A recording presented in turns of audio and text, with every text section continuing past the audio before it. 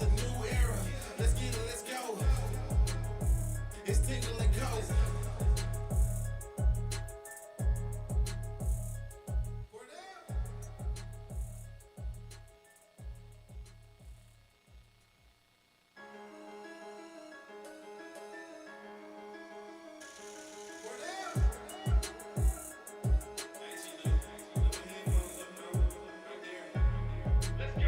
It's Tingle and go. Come keep with the show. It's a new era. Let's get it, let's go. It's Tingle and go. What up, Lord? What up, Lord? You can call me him. I'm Shay Dixon in the whip with them RPMs. Gotta pull up to the chat and shit out to them. They're trying to ball like big folk, then get out the gym. Monday through Friday. When you see that notification, we about to go live. Hit this track and do you dance like you Karen Lacey. Run it back the time, Matthew to the house, baby. It's Tingle and go. Come keep with the show. It's a new era. Let's get it, let's go. It's Tingle and go.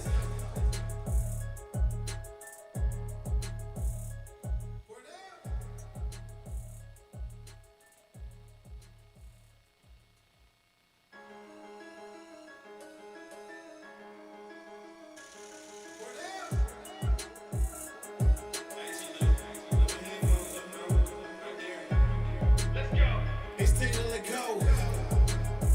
Come keep with the show. It's a new era. Let's get it, let's go. It's Tingle and go. What up, Lord? What up, Lord? You can call me him. I'm Shay Dixon in the whip with them RPMs. Gotta pull up to the chat and shit out to them. They're trying to ball like big folk, then get out the gym. Monday through Friday. When you see that notification, we about to go live. Hit this track and do you dance like you Karen Lacey. Run it back the time, Matthew to the house, baby. It's Tingle and go. Come keep with the show. It's a new era. Let's get it, let's go. It's Tingle and go.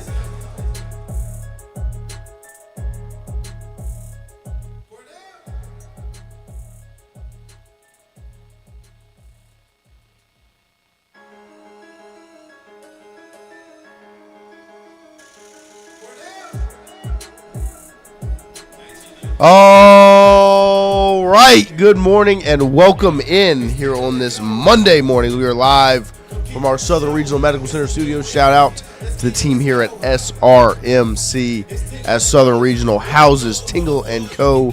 Brought to you by FanDuel. FanDuel Sportsbook brings you our show every single day.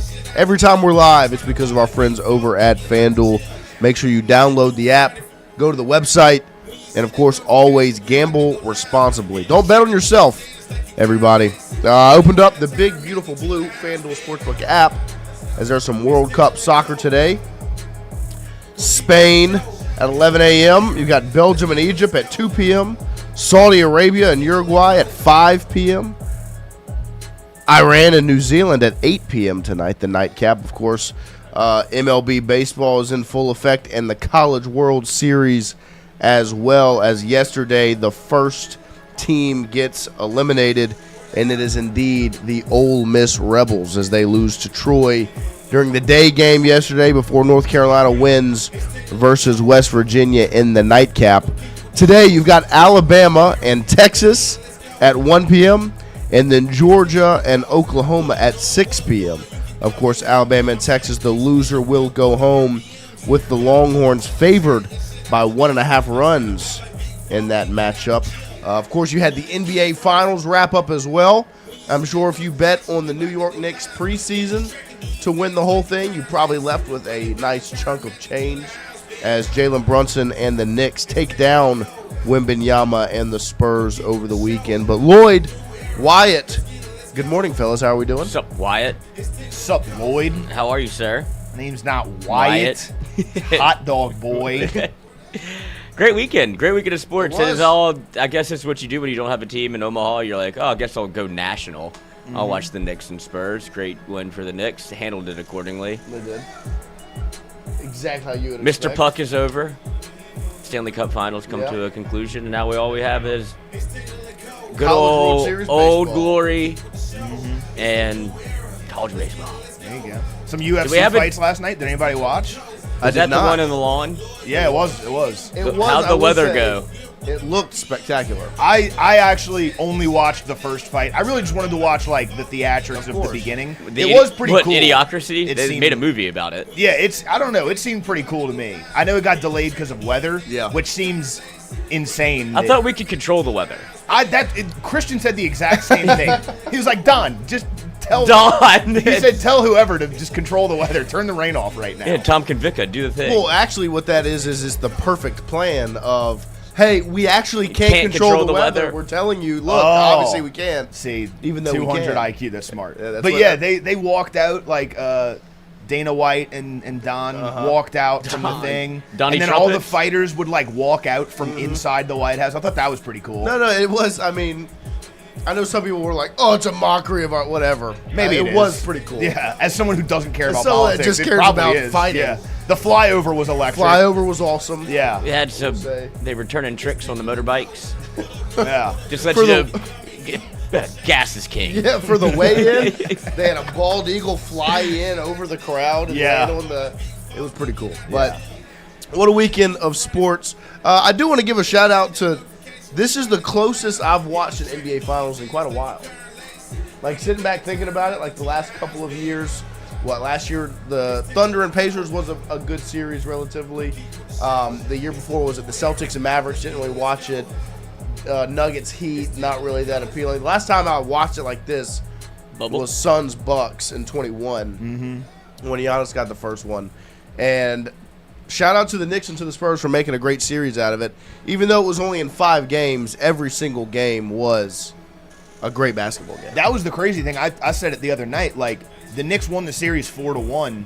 You could easily make the case that the Spurs could have won the series on Saturday, or what was it, Saturday night? Like it could have easily gone Spurs in 5. 100%. Like every game They was had really, a lead really the close. Spurs had a lead in every single I think game. they had Right. a double-digit lead in every single They did. game. Right. I mean, they could have won. They probably should have won Game 5. They absolutely should have won Game 4. Right. And then both the first 2 games, I think they had a lead Were and toss-ups. blew it right at the end. You know. And so credit to the Knicks getting the win. Of course, the Spurs making a fun series out of it. Leave it to the French to not be able to get it to 7. There Just you wave go. the white flag. Look, we don't. No war. Ugh. You fight? So shout out to the weekend of sports. Of course, today you have some College World Series baseball as well as some World Cup soccer. The U.S. team played pretty good on Friday night, huh? Yeah, it looked really good. I think they've probably been. We were talking about it a little bit before the show. The team they played was not the strongest. I don't Right. think Paraguay is going to go that far. I don't even think they're going to get out of the group. But I think of all the teams that have played so far, outside of maybe Germany, they're probably the most impressive team that's played so far. That first half was one of probably the best half of American They soccer. dominated that they've time ever of played. possession. Like they Yeah. held on to the ball. No, Paraguay was out of their waters there, Yeah. out of their depth. Like the USA looked really, really good. All the goals were very, very clean, well worked attacks. The last goal was beautiful. So It was. we'll see what happens against I think it's Australia on Friday. Yep. There you go. What a weekend it Can't was. spell Australia without USA. That's right. Hell yeah. There you go. Patriotic Lloyd this morning. Yeah, that's right. Come on. It But looks the like a bald weekend. eagle. You take offense to that? I'll show you my bald eagle. There, Oh, yeah, I knew okay. he had something in the chamber for you. But the fun weekend got started on Friday when this announcement came across the newswire. Breaking, he's back. LSU shortstop Stephen Milam will be withdrawing from the 2026 MLB Draft. Sources tell Go 24/7. Shout out to our guy, Zach Nagy. Milam has informed the MLB of his decision and will return to Baton Rouge for the 2027 season. That, of course, came across the newswire on Friday after we had wrapped up our show, right before Mikey got started on his show. So, of course, go listen to his reaction from last Friday. Do want to give a shout-out before we talk about Milam. Zach Nagy got married over the weekend. Saturday had his wedding. So To the game. 2 claps to Zach. Ready? We will have him in next Monday to recap the recruiting weekends LSU has put together, giving him the week off. Not really. He's just going on. He's going to he's going on his honeymoon. Of course, congratulations to Zach and Miss Nagy on their They're Mrs. married. Pending Mrs. nuptials. Maggie. There you go. Congratulations to them, but also congratulations to him on the announcement of Stephen Milam. As Stephen Milam is coming back to LSU, I want to ask the room, what was your initial reaction, even though... When do I get to break news? There you go. Even though we had a gut feeling about it for quite some time, what was your, I guess, surprise level 1 through 10? I think this was the general consensus, and it's certainly after Armstrong, which, look, he's been on a heater. He knows his stuff, and he obviously has very well-vetted sources. Do not like the last thing he put out. Like, I don't think he's going to play shortstop. That can be true, but I would be very surprised, and I wouldn't want to be the person that replaces Stephen Milam, who was on the team at shortstop. That first booted ball is going to be like moving back. Yeah. But that said, it did feel like it started to waver a little bit just because of what they were doing in the portal, but it turns out Jay has just, he took the plug out the shotgun. He's like, I'm going to put as many bullets as I can in this thing because you gave me too much time. The boogeyman is back. Like, oh, yeah, I'm thinking I'm back. And he's John Wicking the entire portal. And it's not like last year. Like, these are vetted moves, and then it became, like, if you don't get anybody else, that'll be fine. No, I'm just going to add some more. Just keeps adding ingredients to the pot of whatever happened last year will not going to happen the next year. Yeah. So, yeah. But in terms of Milam, it felt like it was trending that direction. Then it became, oh, maybe he's adding these pieces because he's not coming back. And then ultimately you get a 4-year, well, now would be a senior at shortstop, I presume. Yeah. And that is something that you can't quantify. And I don't know if y'all saw, like, the ride-along with Terrio. And it's like, it was a very, like, thought-out and well-explained decision as to why. And that's what I think more people should probably... I appreciate him appreciating what college is and what winning means to him. Right. What? I think the way I kind of contextualize everything in today's landscape of college sports, where everything is so year to year, I look at it as you just got the number one guy out of the transfer portal. You know what I mean? You've got him for 2027. You know what Stephen Milam's going to be. He's going to be a defensive anchor for the middle of your infield. Whether it's at shortstop or second base, I agree. I don't see it being at second base, but I've been wrong before. If it is at shortstop, you know you're getting the best defensive shortstop in the country, and you know that, you know, maybe he's not going to hit well the entire season, but when you really need Stephen Milam to put the ball in play and find holes, that's going to happen. So I'm so excited to have him back and be a leader for next year's team. And yeah, like Lloyd said, I wouldn't want to be the guy that replaces Stephen Milam. You're trying to plug 13 holes and you've only got 10 fingers. So super excited to have him back. And yeah, I mean, Jay is cooking in the portal. Yeah, no, I mean, this having the Waters announcement come out, of course, shout out to Mic'd Up. Bino Waters tonight. I believe interview. so. There we go. Lovely. Make sure you tune in, 6 p.m. Bean water. But from that announcement, then you have the Kurland announcement, and then you have the Milam announcement. Of course, then there were more announcements after the fact. But from the Waters announcement to the Milam, I mean, those two are as big of news, breaking news that you can have if you're LSU baseball. I mean, that is the actual number one player in the portal, and then, like Wyatt said, essentially the number one player in the portal, Milam, because had he entered the portal or been a portal get, it would be as big of a deal as it is. I mean, it is a huge, huge move to keep Stephen Milam in Baton Rouge. I mean, when you look at the way this team is constructed and how everything kind of falls in line now that you have Milam, whether it's second or short, to me, that's your shortstop. He's been the best defensive shortstop in the country the last 2 seasons. He stays there. But like we said, shout out to Jason Armstrong. He called this on his show on April 27th. Came on our show 3 days later, called it there, said he would get a tattoo of Lloyd on his neck if Milam didn't come back to Baton Rouge. He is off the hook, no tattoo for Jason. Conflicted. But then he also said the other day that he thinks Milam might be at second base. So we'll see how it all shakes out. But what it does is it gives you that infield defensively that you were missing last year. Because now you have Milam at short, who you know is the best defensive player at that position in the country. Kurland, who played a very good second base when he was at Florida defensively. Obviously, the part that pops about him is his bat. But the defense, when you look at the numbers, I mean, he was about 960 every year there. And then third base, Dawson Park, right, who is a legitimate shortstop, now would be playing another infield spot for him. I mean, it is a huge, huge move to keep Stephen Milam in Baton Rouge.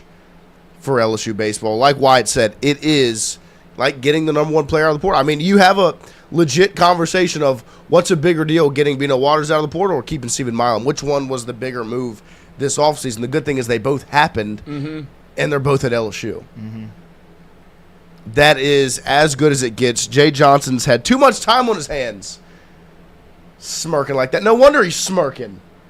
Oh, you think Steven's leaving, don't you? That was the other part of this. Like, when you look at the way he kind of handled I don't want to say a losing season, but a loss of a season, where we kept being like, we're going to be back on top soon. He obviously knew and had a very good feel and pulse of what this team was going to look like in, 2027? Yeah. And so it was, look, I know it's not positive right now, but it's always darkest before the dawn. Like, just bear with me here.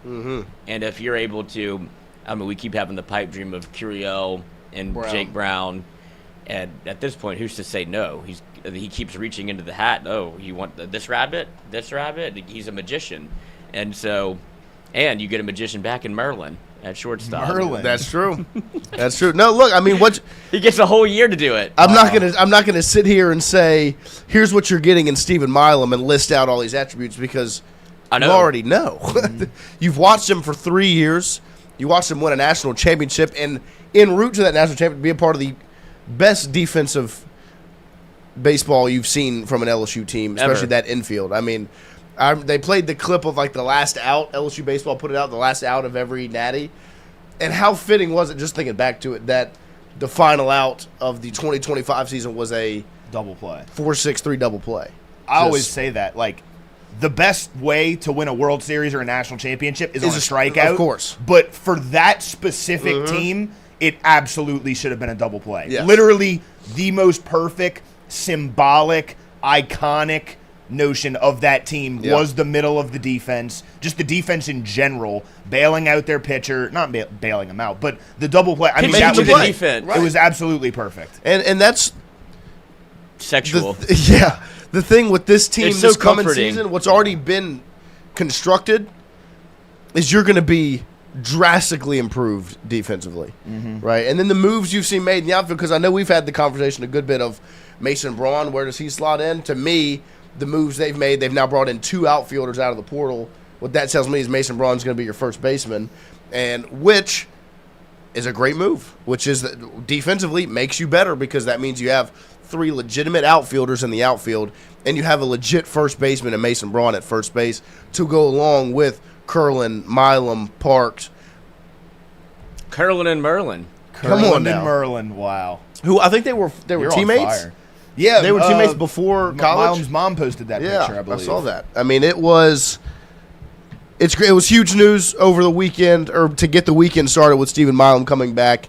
I just don't think there are words that can really capture what it means for this team, especially for the fan base. I don't know if there will be a more praised player on the team next year because this guy that had the opportunity to go comes back, and you know he's going to be Rock steady. electric. I mean, like, he is as – this is the funny thing is you hear consistent, and a lot of times that can seem like, well, that means they're not that good if they're just consistent. No, he's consistently great, right?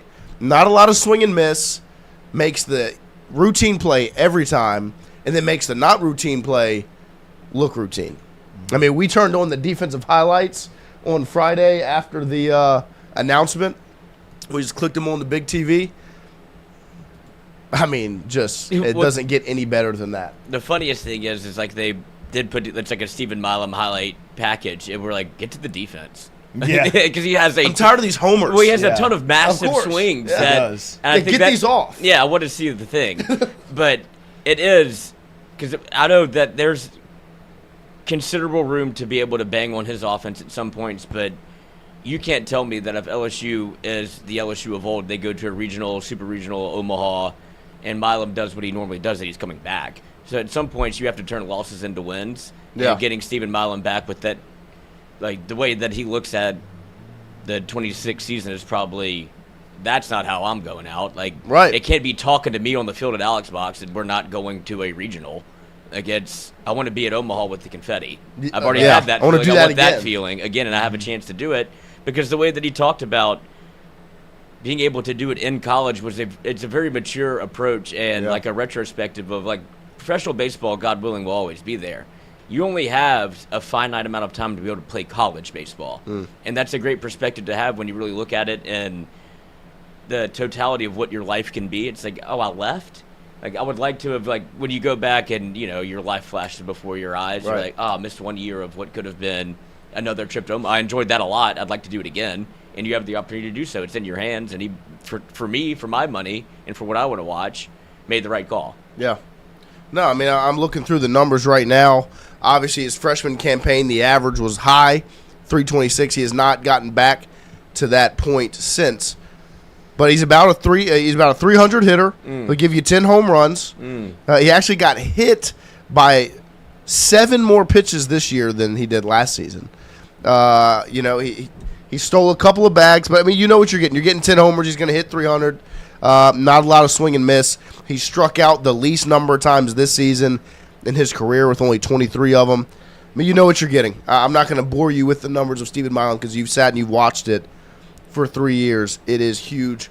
Why? What was the other announcement over the weekend for LSU baseball? They made another portal addition out of Tulane over the weekend. What happened there? Yes, yesterday about 9 a.m. I was sleeping, unfortunately, but LSU signed Tulane transfer outfielder Jason Wax. Played a lot of right field at Tulane. I have seen some things saying that he may be comfortable playing center field, so we'll see where LSU fits him in the outfield. But this is a big-time bat. Hit 327, 9 home runs, 54 RBIs, 38 walks, 28 doubles for the Green Wave. Hit a home run at the box off of Devin Fontenot into the right field bleachers while I was eating hot dogs. So another big addition to the LSU lineup, and something that I like about the LSU lineup, I posted a tweet of like what I think the updated lineup prediction is right now is a lot of these transfer guys that you have, I don't think you're going to be counting on them as much as last year where you brought in a Zach York who you expected to be one of your best hitters, right? Next year when you look at your lineup, you look at Stephen Milam, you look at Cade Kurland, you look at Omar Cerna and Mason Braun. Those are the guys you're kind of expecting to be your big hitters in your lineup, and it gives the transfers a little bit more time to adjust. Maybe if they start out a little bit slow, like even people forget Tommy White started out a little bit slow in his 2023 campaign. He got injured, obviously, but it took him a while to really, really get going. So I like the fact that the guys you're counting on to be your best hitters are the LSU guys, are the guys that were here last year. They can start off hot, and then your transfer portal guys, you allow them a little bit of time to get acclimated to the SEC and what it is to play in Alex Box. So really, really excited. I mean, just going through the lineup there, I mean, like you said, the power of your lineup, and that's one of the parts that Jay highlighted when he had, because this is where we all go back to, is that press conference after Game 1 loss to Texas A&M, and when he said, I made a mistake in how I structured this team. I tried to replace the power of this lineup, and the power of LSU's lineup should always be through guys that have been in the program. And those top 3 names are where you see that, right? Omar Cerna, Cade Kurland, catcher, DH, right? Power numbers. Mason Braun, of course. But then, like Wyatt said, you bring up adjusting to SEC play. Well, Cade Kurland, he doesn't have to adjust to SEC play. He's played in the SEC for 4 years, right? Stephen Milam, you're bringing back a 4-year starter in the conference. Those last 3 guys are the ones that you would anticipate adjusting to the conference. But, I mean, Bino Waters played. He was the best player in the second-best conference in baseball, right? And you are feeling extremely confident in the structure of this team because it's exactly what Jay said. And when we laid it out there for you, I compared it to 2024 Ohio State football, right, where you keep the bulk of your team. You're able to retain players so that you just need to plug specific spots around it, and that's exactly what LSU's done.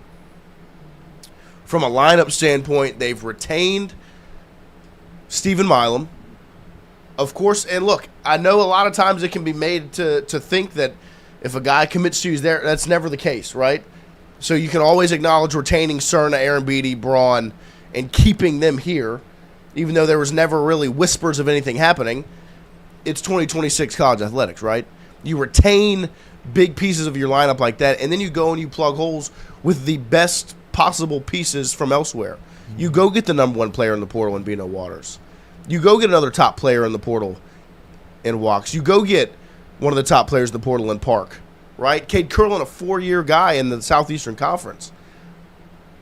That then turns the attention because you've seen them do that with the lineup, and just looking at it right now on the screen, pretty impressive. Right? I'm trying to put the batting order together. Of course. Because, it's extremely impressive, the lineup that Jay's been able to assemble from a power standpoint, a contact standpoint, experience, right? Impressive. But that then turns the attention, and this is where I want to ask you, because this is the one thing I've seen consistently in response to this specific tweet and others is, well, yeah, cool, we're going to be able to hit, can we pitch? So I wanted to open the floor to you guys of course, I don't think Jay is done in the portal. I do think there will be more pitching additions because I do agree and understand the sentiment of you do still want to see some of those pieces added from an arm standpoint. Where are you guys at on that? Yeah, obviously they're not done in the portal. They might be done from a position player standpoint, and maybe they slide William Patrick in at center field. But as far as the pitching, like I said it last week, I think the fate of this 2027 baseball team will be decided by the development of the pitching staff, right? William Schmidt, can he take another big step forward? I thought he took a big step going into this past year. It wasn't a Cade Anderson or a Paul Skeens level season, but Right. I did think he took a big developmental step. Kason Evans, where does he factor in? Right. Is it in the starting rotation? Is it in the bullpen? If it is in the bullpen, can he get back to that level he was at in 2025? Cooper Moore, how does he look coming off of injury? Landon Hood, how does he adjust coming from, I think it's the West Coast Conference from Gonzaga? Marcos Paz, where does he factor in? Is he good enough to earn a starting rotation spot? Is he back in the bullpen, right? So that's going to be where the fate of your team is decided. I do think they're going to go out and get a lefty or two, or maybe another righty for the bullpen, or maybe even for the starting rotation. But that's going to be where your money is made for the 2027 season, is the pitching. I agree. Lloyd? Which shows that they're putting a tremendous amount of confidence in what they already have. Yeah. Right. Like, because what has Jay and LSU gone and got out the portal offense? Because in the SEC, you have to be able to swing it, but you're starting to see what rules the day at Omaha. And it's been the pitching performances of whether it be North Carolina or Georgia, the teams that you expect to kind of be there at the end, have been able to have lights out performances whenever you get to Omaha, because it's tough titties when you get there, to be honest. And the reason the box is constructed differently than every other SEC stadium is to play for Omaha. Like the dimensions are very similar. It's one of the bigger parks in the SEC. If you don't have arms at the end of the day, you're not going to be able to go in there and just bang. Right. Because that's what you've seen is guys going, whether it be 6 2/3 or what Georgia did. You finally get a guy that the number one arm out the transfer portal, and then he goes into a place where he actually feels comfortable. It's not at Georgia where if I leave something up and you touch it, it's gone. Right. Like this, I can actually throw into the zone, and you can see, like, even Ty Floyd, like that, let him be able to pitch comfortably. Nate Ackenhausen. Yeah, it's like I can throw strikes because Right. not everything I throw is going to leave. Yeah. And that's why it's so funny to see teams constructed like a Georgia, where obviously they win, but it's because of their stellar pitching that they still put up 7 runs, but they held them to 1. Yeah. And that's a Texas team that's probably the prohibitive favorite if it wasn't Georgia. Right. And so you see how you construct for the conference, and then you also have to have it on the back end to be able to pitch it whenever you get to the ultimate destination. Yeah. And it feels like he's putting a lot of stock into Kason Evans, William Schmidt, Marcos Paz, Cooper Moore. Like, you have – that doesn't sound bad on paper. No, not at like, all. you just want Moore to come back You're healthy. betting on development. Yeah, absolutely. And Well, it's like – that's the funny thing is people are looking at all the lineup additions in the portal, and people are saying, well, wait, I thought he was going to build through what he already had. Why is he adding so many guys in the portal? But that's what they're doing with the pitching staff. Right. That's where he's banking on the development. And those same people are kind of like, well, wait, we need more arms. Why are we not going to get more arms? The pitching staff is where they are betting on the development, the skills of Nate Yeske. He turned in Cade Anderson into a first-round pick. Anthony Ianson into, I think it was a third-round pick. Should have been a first-round pick. Right. Right. He's one of the best prospects Teams in in the first baseball round are right looking now. back and regretting passing. Right, and I think they're betting on the development of Right. Case Evans, William Schmidt, Cooper Moore now, who's been in the system for a year, Marcos Paz, even guys like Reagan Ricken, who I think has a high potential as well. Danny Lackenmeyer, who's coming back. Ethan Plug, who I thought looked good in spurts last year. Garcia? Santi Garcia, that's another. Like, there's so many pitchers on the staff that were here last year that they're looking at and they're saying you can be so much better than what you were. And I also think the other part of the pitching staff is the defense should be better this upcoming year. And if the defense is better, it makes the pitching staff look better. When you have a pitching staff that's struggling and a defense that's struggling, it goes into all around, you're just giving extra bases. When you walk a batter, it's not as bad when you can roll up a double play the next pitch. But when you walk a batter and then your second baseman makes an error, it makes that walk look so much worse. And I don't think that's going to happen as much in 2027 based on what we've seen so far. Yeah, no, betting on the development. And look, and I understand why some people might be hesitant to that, because that was the one area where you were probably somewhat disappointed going into this last season. I mean, we turned on some of the games from Omaha last year, the College World Series LSU played in. I mean, Cooper Williams and Maverick Rizzi were in big moments in the College World Series, like playing in Omaha. And you saw a step back for both of them in their sophomore season. And so for a lot of people, it makes them hesitant to bet on development, because the last time you saw, you didn't really see as much development as maybe you hoped, right? Well, that's why you go and get defensive infielding, is because those Confidence. guys they had the luxury of being Right. able to pitch to contact, because I trust what's going on behind me. There's a reason that Milam probably ran a marathon throughout every baseball game. You're trying Right. to put it to where you think the ball is going to go.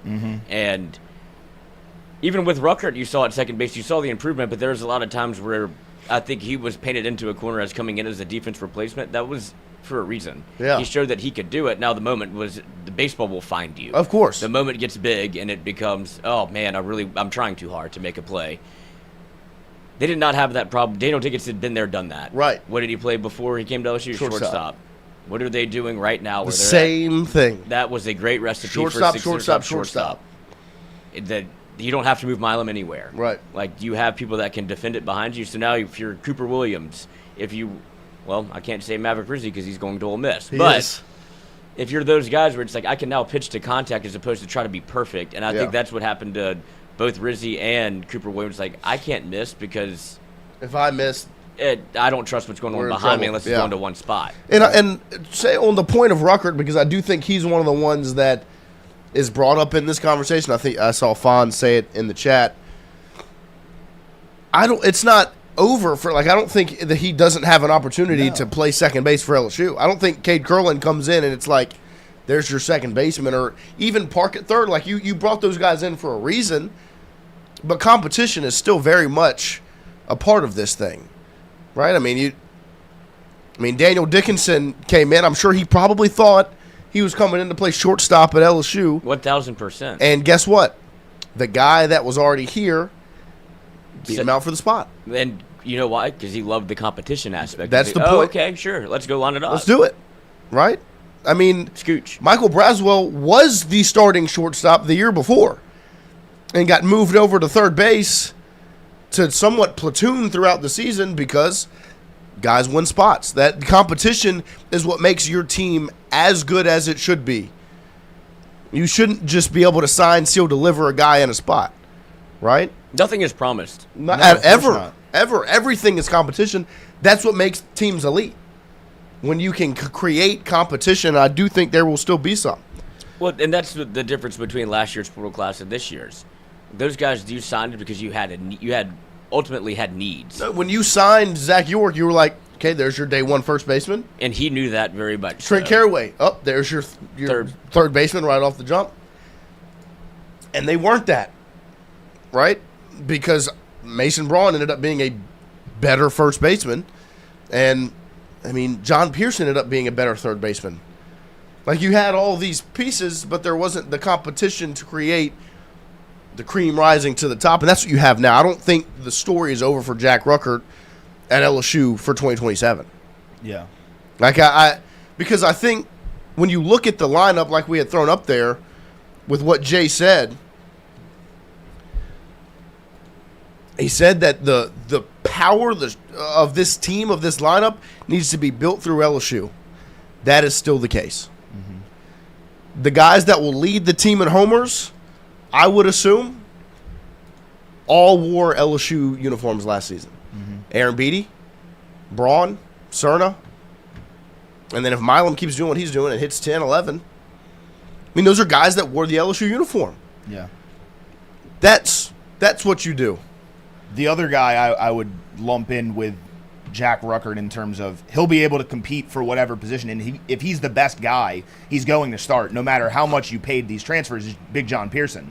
I think that's a guy who gets forgot about a little bit. Mm-hmm. You know, maybe he struggled a little bit at the plate in SEC play. He has to be better defensively. We all know that. But that's a guy who can provide big-time pop, whether it's at the top or the bottom of the lineup. And if he can get that batting average up to maybe 280, 290, that's a guy who can hit 15 home runs easily. You know, and if he can get the defensive side of the field right, that's a guy who can earn a spot no matter how much you're paying these guys. Right. Jay's not going to play somebody who's not the best at their position.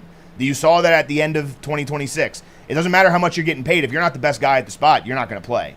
And that's what I think Jay's going to have to do. He had money in the dugout for the majority of last season. Mm-hmm. Because the best guy wasn't the one that had the money spent. And I get it. I mean, when you spend money on players, you're spending money on players for them to play. You want that money on the field. Yeah, it's like buying a new golf club. You're like, I'm going to give you every opportunity because I spent money on this. Right. It should be better. Like, this should make me better. Oh, do I want to get into golf? Well, what's the thing to make me do it? Let me spend $200 on clubs, $300 on clubs. Well, now I have to do it because I spent the money. Right. It's the same thing we talk about football, where you want your money on the field. That's where Lane Kiffin's been excellent, is his money is on the field.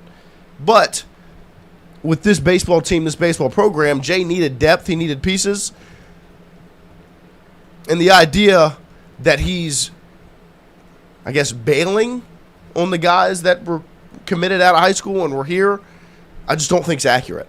I get the thought process because he's gone out in the portal and he's added the number one player in Bino Waters, right? He went and added a guy like Walks. He's added Park. I mean, like, he's added legitimate pieces. Kurland. But the competition is there. We'll see how it shakes out. The good thing is it's June 15th.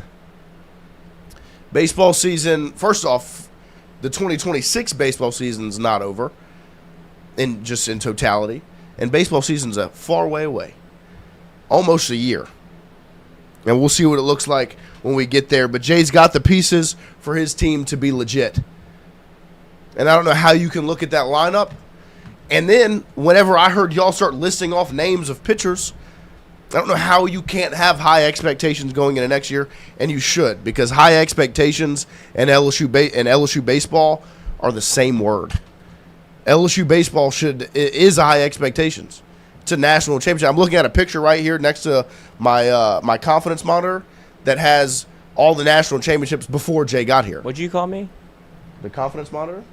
That's what it's always been. Mm-hmm. 91, 93, 96, 97, 2000, 2009, and then, of course, 23 and 25. He's also added... And Jay's banking on 27. And when you look at the people that he's added offensively, I know people love to sprint to homers. It's doubles. Yep. Well, what did he say he wants his team to be? Walks and doubles. Lead the country in walks and doubles. And Bino Waters had 18. Walks had 21. And you know what you have on, because your power guys are your power guys. Like, Don't get it twisted. Cerna, Aaron Beatty are there to, turns out, leave the park. And now you have supplemented everybody else with guys that can. You want that carousel to keep spinning. Mm-hmm. You'd be surprised at how much of a rally killer a home run is, because you want to consistently apply pressure offensively, and whenever you clear the bases, for even if it's a 3-run homer or 2-run homer, it resets the deck for the pitcher to like, all right, at least there's nobody on. Right. You know, so this is, but when it's double after double after Applying double, pressure. it is hell. Yeah. Like, there's no way for me to get out of this unless they make a mistake, because there's no double play to turn. There's nothing that I can do that wouldn't be advantageous for the offense unless it's a base running mistake or a strikeout. Yeah. And that's where you always want to compromise the pitcher. It's like you have to be perfect, because even if you get a ground ball, that should move somebody over. If I lift one to the outfield, it should get him to third. Yeah. And so you always have the ability to have the advantage. And that's why Jay is obsessed with walks and doubles, because it's a cheat code. No, I'm fired up, man. I don't know how you can't be excited with what Jay Johnson is building in Baton Rouge right now. The lineup he's been able to put together, and then potentially the development of this pitching staff is, of course, what you'll pay the closest attention to. But the big news over the weekend, or to start the weekend, was Stephen Milam returning. I just don't want to allow that to get clouded by a lot of these other things. I know we anticipated it. We expected it. We all thought Milam was going to be back next year, but it's official. It's announced. And I don't know if there's bigger news this offseason than that right there. I mean, getting the number one player out of the portal is a huge deal in Bino Waters and what he's going to provide for this LSU baseball team. But being able to beat out the draft for Stephen Milam and get him back to Baton Rouge to be your everyday shortstop and a consistent role in the lineup. That's the part I'm most excited to see, is that, you know, it's June 15th, 2026, and we're trying to put together the lineup in our head right now of where do all these guys line up. And that's where, you know what, Lloyd, I'll play a little devil's advocate for you, and I'll take Jason's side. Jason Armstrong, shout out Inside LSU Baseball. Do you see, now of course, I think Jay is very much putting an emphasis on defense and this team being drastically better defensively than what you just witnessed, because you've seen that turn into wins. And it also, like you said, makes your pitching better. Do you see, if Park is very, very good defensively, could you possibly see Milam at shortstop with the idea of at second, because when he last played second was when he was batting .326, there was less pressure on him, and it made him better offensively to not be the everyday shortstop. With this lineup and the importance of him coming back, could you potentially see that as a thought process? Absolutely. Because you can see the toll that it took on him to play the way he was asked to play defensively, where it was moving all over the field at some point. And Jay even referenced it. It's like, we're asking him to do a lot defensively that it takes away from your offensive output because your legs are tired. He's basically it's the same excuse, but it's the same rationale you have for a catcher. It's like, if you can catch defensively and save runs, whatever you do at the plate's lanyard. You don't really want that. Yeah, you don't really want that from your shortstop, to where it should be. I mean, it's the best player on the team is usually how it goes, where whether it be defensively or offensively, he's your most well-rounded, probably athlete. You don't want him hitting 265. It's like, but he plays a hell of a shortstop. Like, that can happen. There's teams that are built that way. But I think the bigger conversation is whatever he had with Milam. If it was, hey, if you project as a second baseman, do you want to play second all year to get ready for the next level? If I'm Stephen Milam, I go, they've already seen what I can do at second. I'm a better shortstop collegiately. That's what I'm coming back to do, and I just don't see a world in which he is not given the first right of refusal. It's not going to be a surprise. But you've seen teams, notably LSU 2009, where they made a switch where DJ LeMahieu was your best athlete and projected as a shortstop to the next level.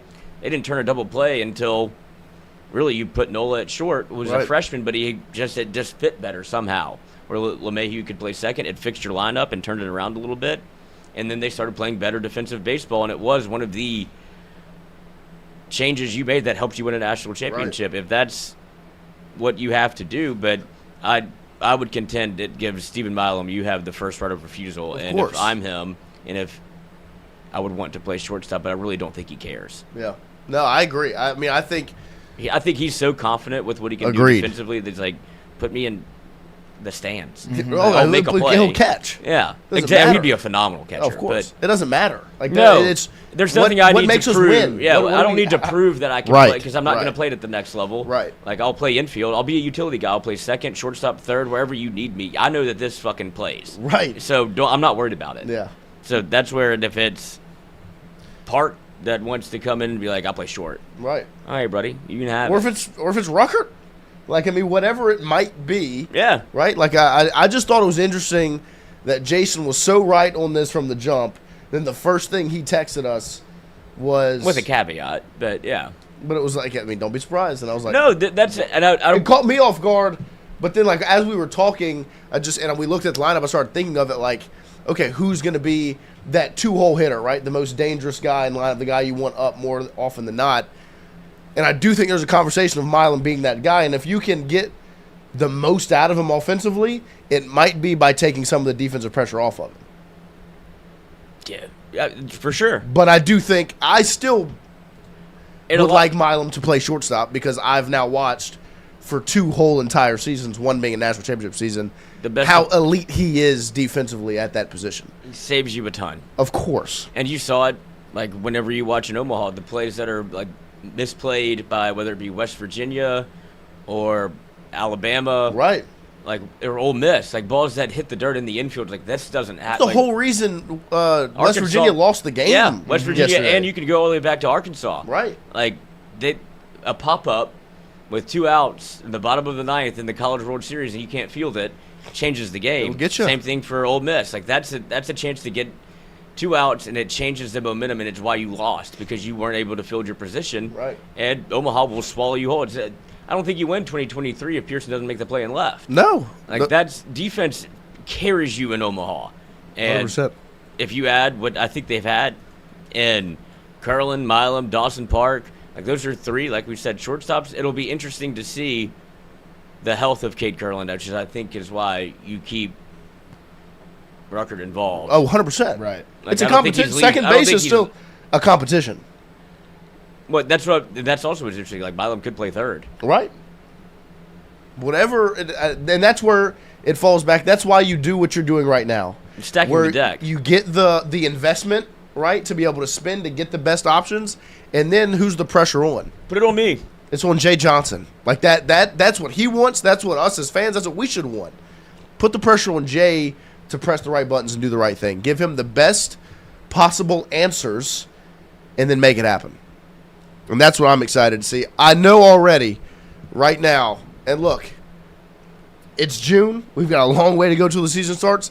I think this team is drastically better defensively than they were last year. I mean, like, That was clearly a focus. that was 1,000% a focus. You have to be, because you've seen, that's the part that it's been, for me, not being like a baseball guy, watching the last 2 seasons play out, it's been interesting to kind of learn and be like, man, the difference it makes on pitching, having that behind you versus not, is something that never really went through my mind watching. Oh, I mean, You know what I beat you over the head with it in Of 25. course. It's like for me, it makes such a deep. Of Like, you win course. baseball up the middle of the field, catching, shortstop, second, center field. It's where you want to be the elite. Right. And you see, like, if you don't pay attention to it, you would never notice, though. Unless it's like it was something that never crossed my mind.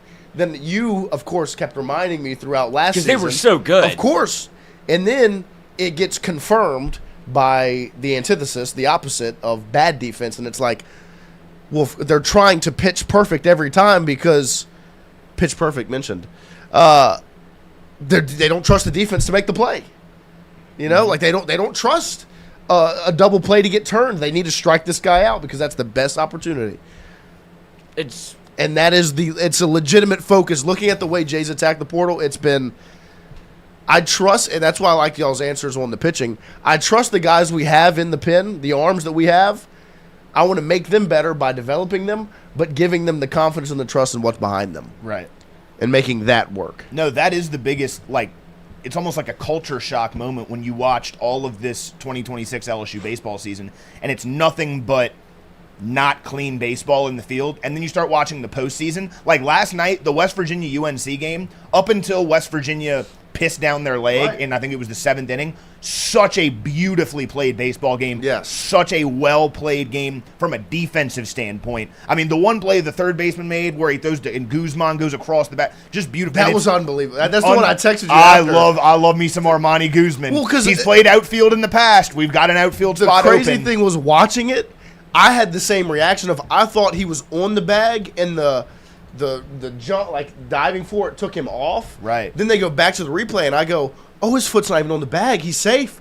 And I was like, he toe dragged across the first base bag. It was impressive. It's Continue. impressive. No, but that, like, I do love me some Armani Guzman. But, like, yeah, it is such a culture shock watching clean baseball as opposed to what LSU was in 2026, which is the exact opposite of clean baseball. And it goes to show you just how many runs are saved. Because it's one thing to be a bad pitching staff and give up hits and give up home runs. It's another thing to have a defense in the field where maybe you give up a single to start the inning and then your third baseman makes an error. Now it's runners on first and third. Now there's a passed ball that the catcher should have blocked up. Right. Now you've given up a run when in reality, all that was given up from the pitcher was one hit. And outside of that, he should have been out of the inning. I was rewatching Mississippi State Game 2 last night.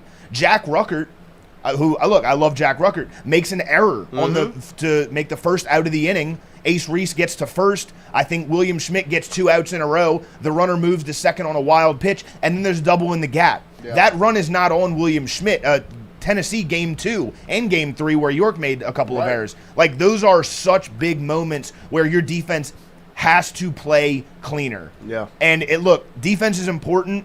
Offense is important also. I do think the offense will be a little bit better than this past season. So you can understand some of these errors more, I think, when you've got guys who are hitting well in the lineup. That was the biggest thing this past season is, well, when Zach York or Trent Caraway makes an error, you're like, well, why are they even on the field? Because they're not hitting well either. Right. What are you bringing to the table? Right, exactly. And I think with 2027, you're going to see a lot of guys who are hitting well in the lineup as well that make those errors a little bit more palatable. You know what I mean? Yeah. No, I'm excited. Shout out to Jay Johnson. Extremely thankful for Jay Johnson. Very thankful. I was watching the, I think I put it in the document too, Kevin Schnall's entrance. Oh, my God. To, I already have that pulled the up. South Carolina ballpark. You already have it ready? I can't. I would be so embarrassed. And I've been extremely thankful for Jay Johnson since I listened to his introductory press conference, because that's when I was like, oh, we've got ourselves a guy here. And then, of course, throughout this offseason, I've been extremely thankful because of all that he's done. And then I sit back and I watch this, Fucking clown show. this introduction of Kevin Schnall in Columbia, South Carolina. And I don't know if I've ever been more thankful to have someone as serious about their business as Jay Johnson, because this was unbelievable. And the only person I could think of outside of Jay Johnson was the gentleman here to my left, Lloyd Courtney. It's just, thank God. Because it's purple, it's the 3 letters, the 2 colors, no matter what. Of course. But there's some people that are so hard to get behind and defend. Brian Kelly, namely, being the first one that comes to mind. But if this was your baseball coach, like, holy WWE, like, what the fuck are you doing? I've never seen a coach in baseball make it all about himself. And he cannot. He's addicted to him. Like, his house has to be made of mirrors. This is Schnall ball, coach. Oh, my God. This ain't South Carolina baseball. And I'm sure Coastal Carolina, I understand that they're upset because it was a great run. Yeah. And he was a part of that. I guess he's a good coach. I haven't seen it, but this is your intro. This was unbelievable. I'm not letting him copyright me. This was as wild of a scene as I think I've ever seen. We did. He had 2 helicopters go down, and I get that this can be cool, right? This is so unnecessary. Where'd they get one? It has the South Carolina logo on the side. I guess I wonder Booster? who ideas this was. Can you fly me in? You think Schnall asked for it? Absolutely. Here he is. He hops out of the mascot getting copter. off the helicopter. That is also. hilarious. I mean, that's objectively college. How could the mascot even fit? I would love to know, like, during the ride while they're in the air, is he just up there with, like, the hat on, just, like, not talking? Like, is he having a conversation? Is he in character? I wonder, how far do you think they traveled? Like, it couldn't have been, it had to be, like, a close. I think he was at the baseball facility. Yeah, like, it's just. It would be hilarious if he did all the way from Coastal. Yeah. That would make it fun. But this is just. That's a vodka bottle, allegedly.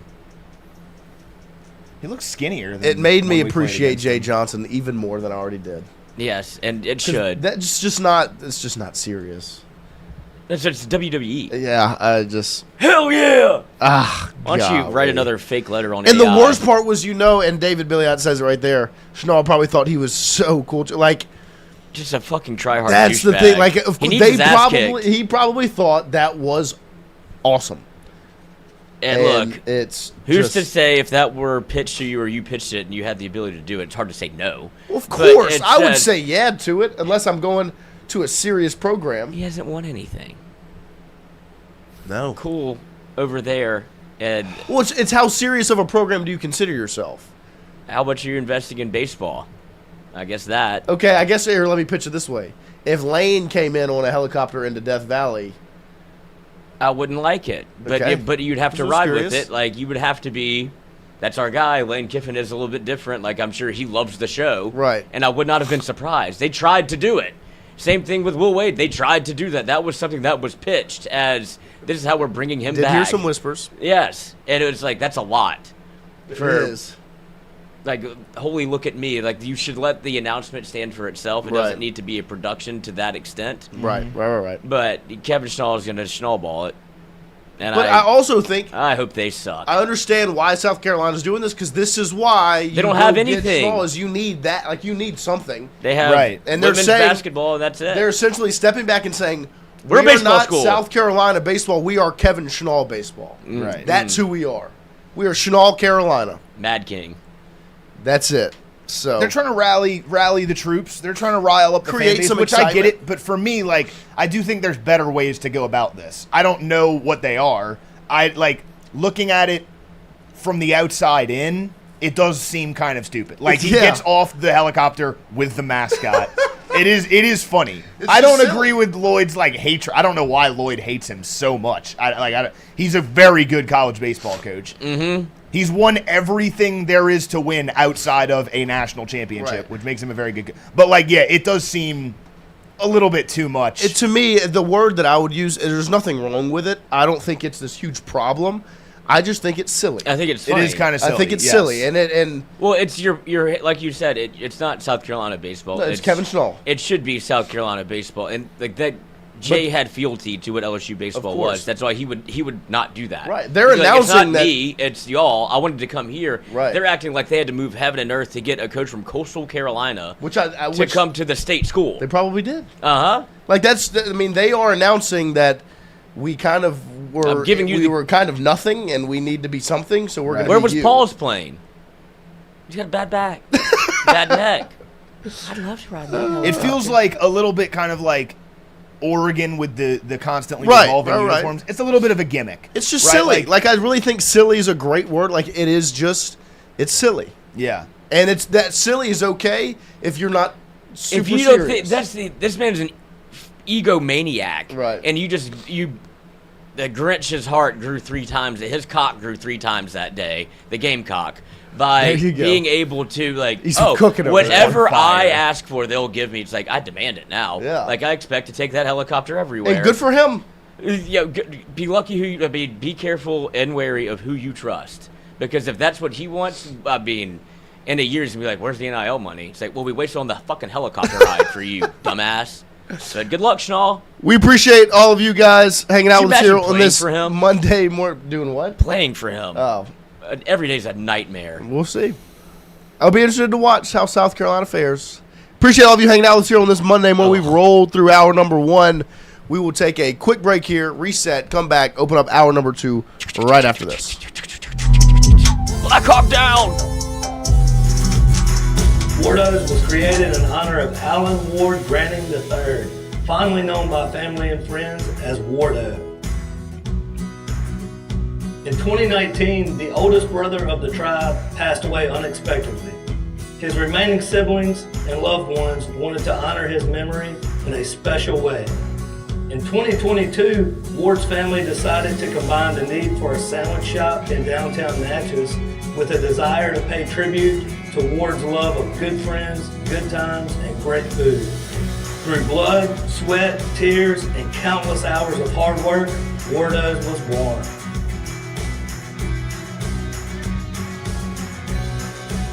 So go visit Wardo's today at 309 North Broadway Street in Natchez, where the po' boys are so good, you'll swear you're in Cajun country.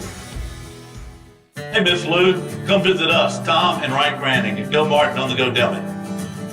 GOMART has clean restrooms, community coffee, an awesome beer cave, and a great selection of anything you may need.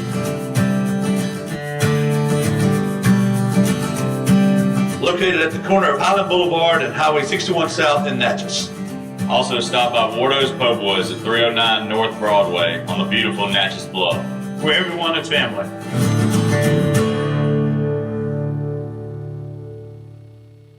When it comes to your home, the roof over your head matters. At CAS Roofing, we don't just install shingles, we build peace of mind. With years of experience and a commitment to craftsmanship, our team shows up on time, gets the job done right, and treats every project like it's our own home. Whether it's repair, a replacement, or storm damage that caught you off guard, CAS Roofing is ready. We're local, we're dependable, and we stand behind every nail, every shingle, and every promise we make.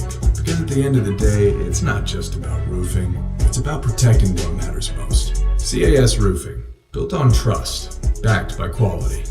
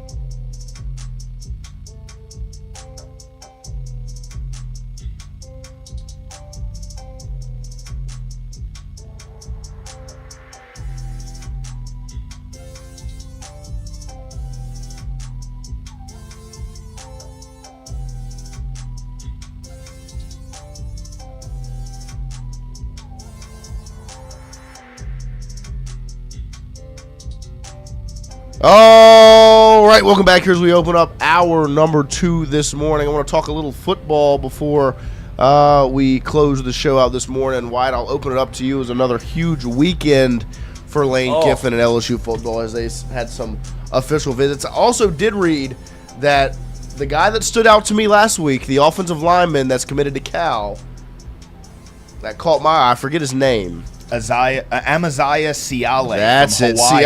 Ciale caught my eye when I saw the name. I was like, I kind of like a big old 6'6", 360-pound offensive lineman out of Hawaii. Oh, yeah. I guess I'll up start today. there. So, Amaziah Ciale, as you said, committed to Cal, 3-star lineman from Hawaii. Seems like LSU made a very big impression there on his visit. It seems like they're trending. I think some RPMs went in for Amaziah Ciale. Now, he is deciding whether he Amaziah wants Ciale. to take a visit next weekend to Texas. So, Okay. look, visits to LSU So and he's shooting Texas, up the charts here, it seems 100%. like. This Bit is of a riser. this is a big time riser. Okay. Right now, I have read that it seems like he won't take the Texas visit and is leaning more towards shutting it down. And if he does do that, it would be more for LSU. Yeah. But we'll see what happens there. Texas obviously has a ton of money. Some other news from the weekend: Trey Martin, 4-star running back from Winsboro, Louisiana. LSU is trending heavily there. It is LSU and Florida, which is funny. About a month ago, Ole Miss was in his top 3. Yeah. Our old friend Spirit Ben over at On 3, Yeah, Ole Miss, said that this could be a Frank Wilson special, and oh, how right he was, from the leader to out of the recruitment. Trey Martin, it seems like, is trending towards LSU. Like I said, it's LSU or Florida. I believe he has another visit scheduled to Florida. Yeah. We'll see what happens there. I want to ask you your thoughts. First off, that clip of Ciale is impressive. He is a mountain of a man. Lord have mercy. I mean, he's starting tomorrow. 6'6", 360 is no joke. Yeah.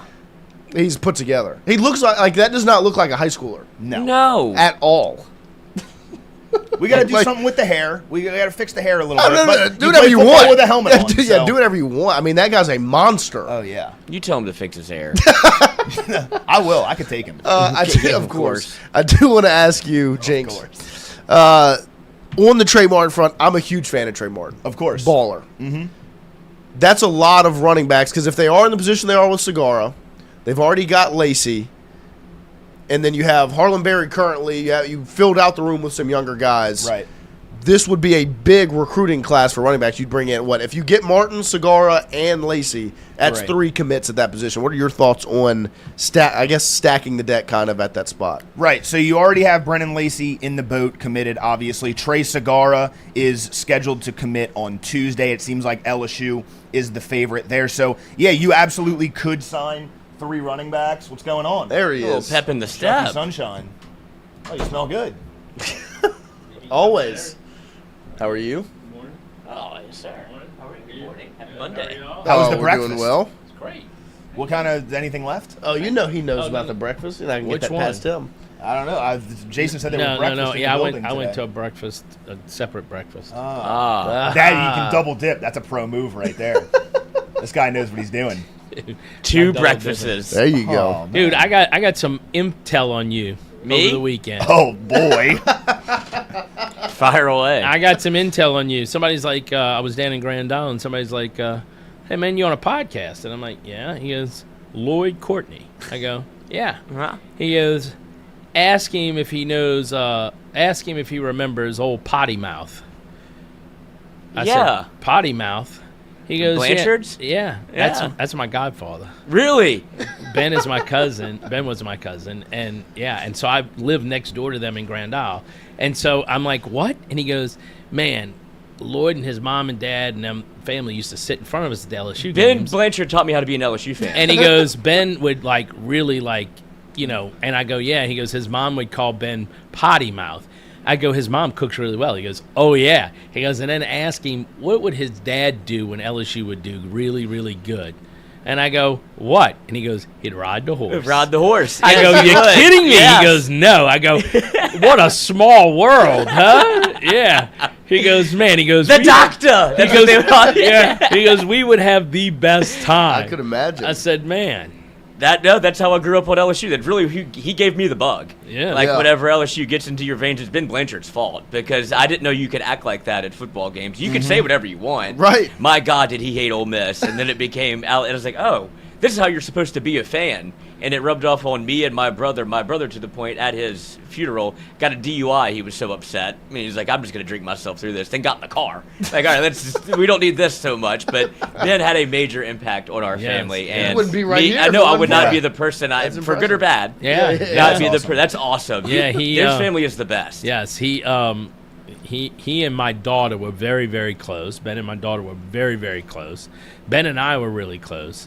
And I was actually a pallbearer at his funeral. I was there. That's Yeah. a small world. Yeah, it is a That is small small. world. That It was is it was wild. like 3,000 people there, but Yeah. yes, it was it was a lot of people. But yeah, I'm like, y'all are kidding me. And literally, my godfather Mark says, "Chris, come here." And he goes, "What?" He goes, "Tell him about The Courtneys? the Courtneys." And I said, he goes, "LSU Courtneys?" And he goes, "Yeah." He goes, "Yeah, potty mouth." We sat behind him, and I'm like, he goes, that's what Lloyd's mom called Ben, potty mouth, because he would cuss up a storm. So Oh, I'm yeah, like, that's where. That's funny. That's what my Tell you, mom I calls was, Lloyd. Yeah, I was probably 10.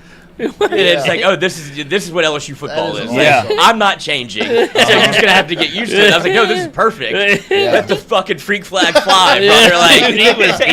I mean, and look, get hammered. oh my god, God, that's how he- I knew you could bring whiskey into the stage. It's like, you don't have to pay for anything. Yeah. Yeah, he did. It's like, this is how and he called it. We ended up calling it like, that's the section. So it's like, you see Yeah. the section. Yeah. I was like, absolutely, we didn't miss a game. Yeah. It was unreal. That's that, awesome. yeah, he. They let me sit with him one time for the LSU UAB game when it was booty to booty, and I think we lost. And I cussed so much that my godfather's like, "Hey man, you can't sit with us again." And I'm like, "Okay." So you did it to Ben. Well, I don't know if Ben was there or not. I don't Passing of remember, the torch. It was Right. look 3 Right. generations of Yeah, it just. was awesome. It was. It was awesome. And we That's do pretty funny. miss them every Saturday for those because it was it's a birthright at that Yeah. point to be. If you missed it and you went back, it was like missing a.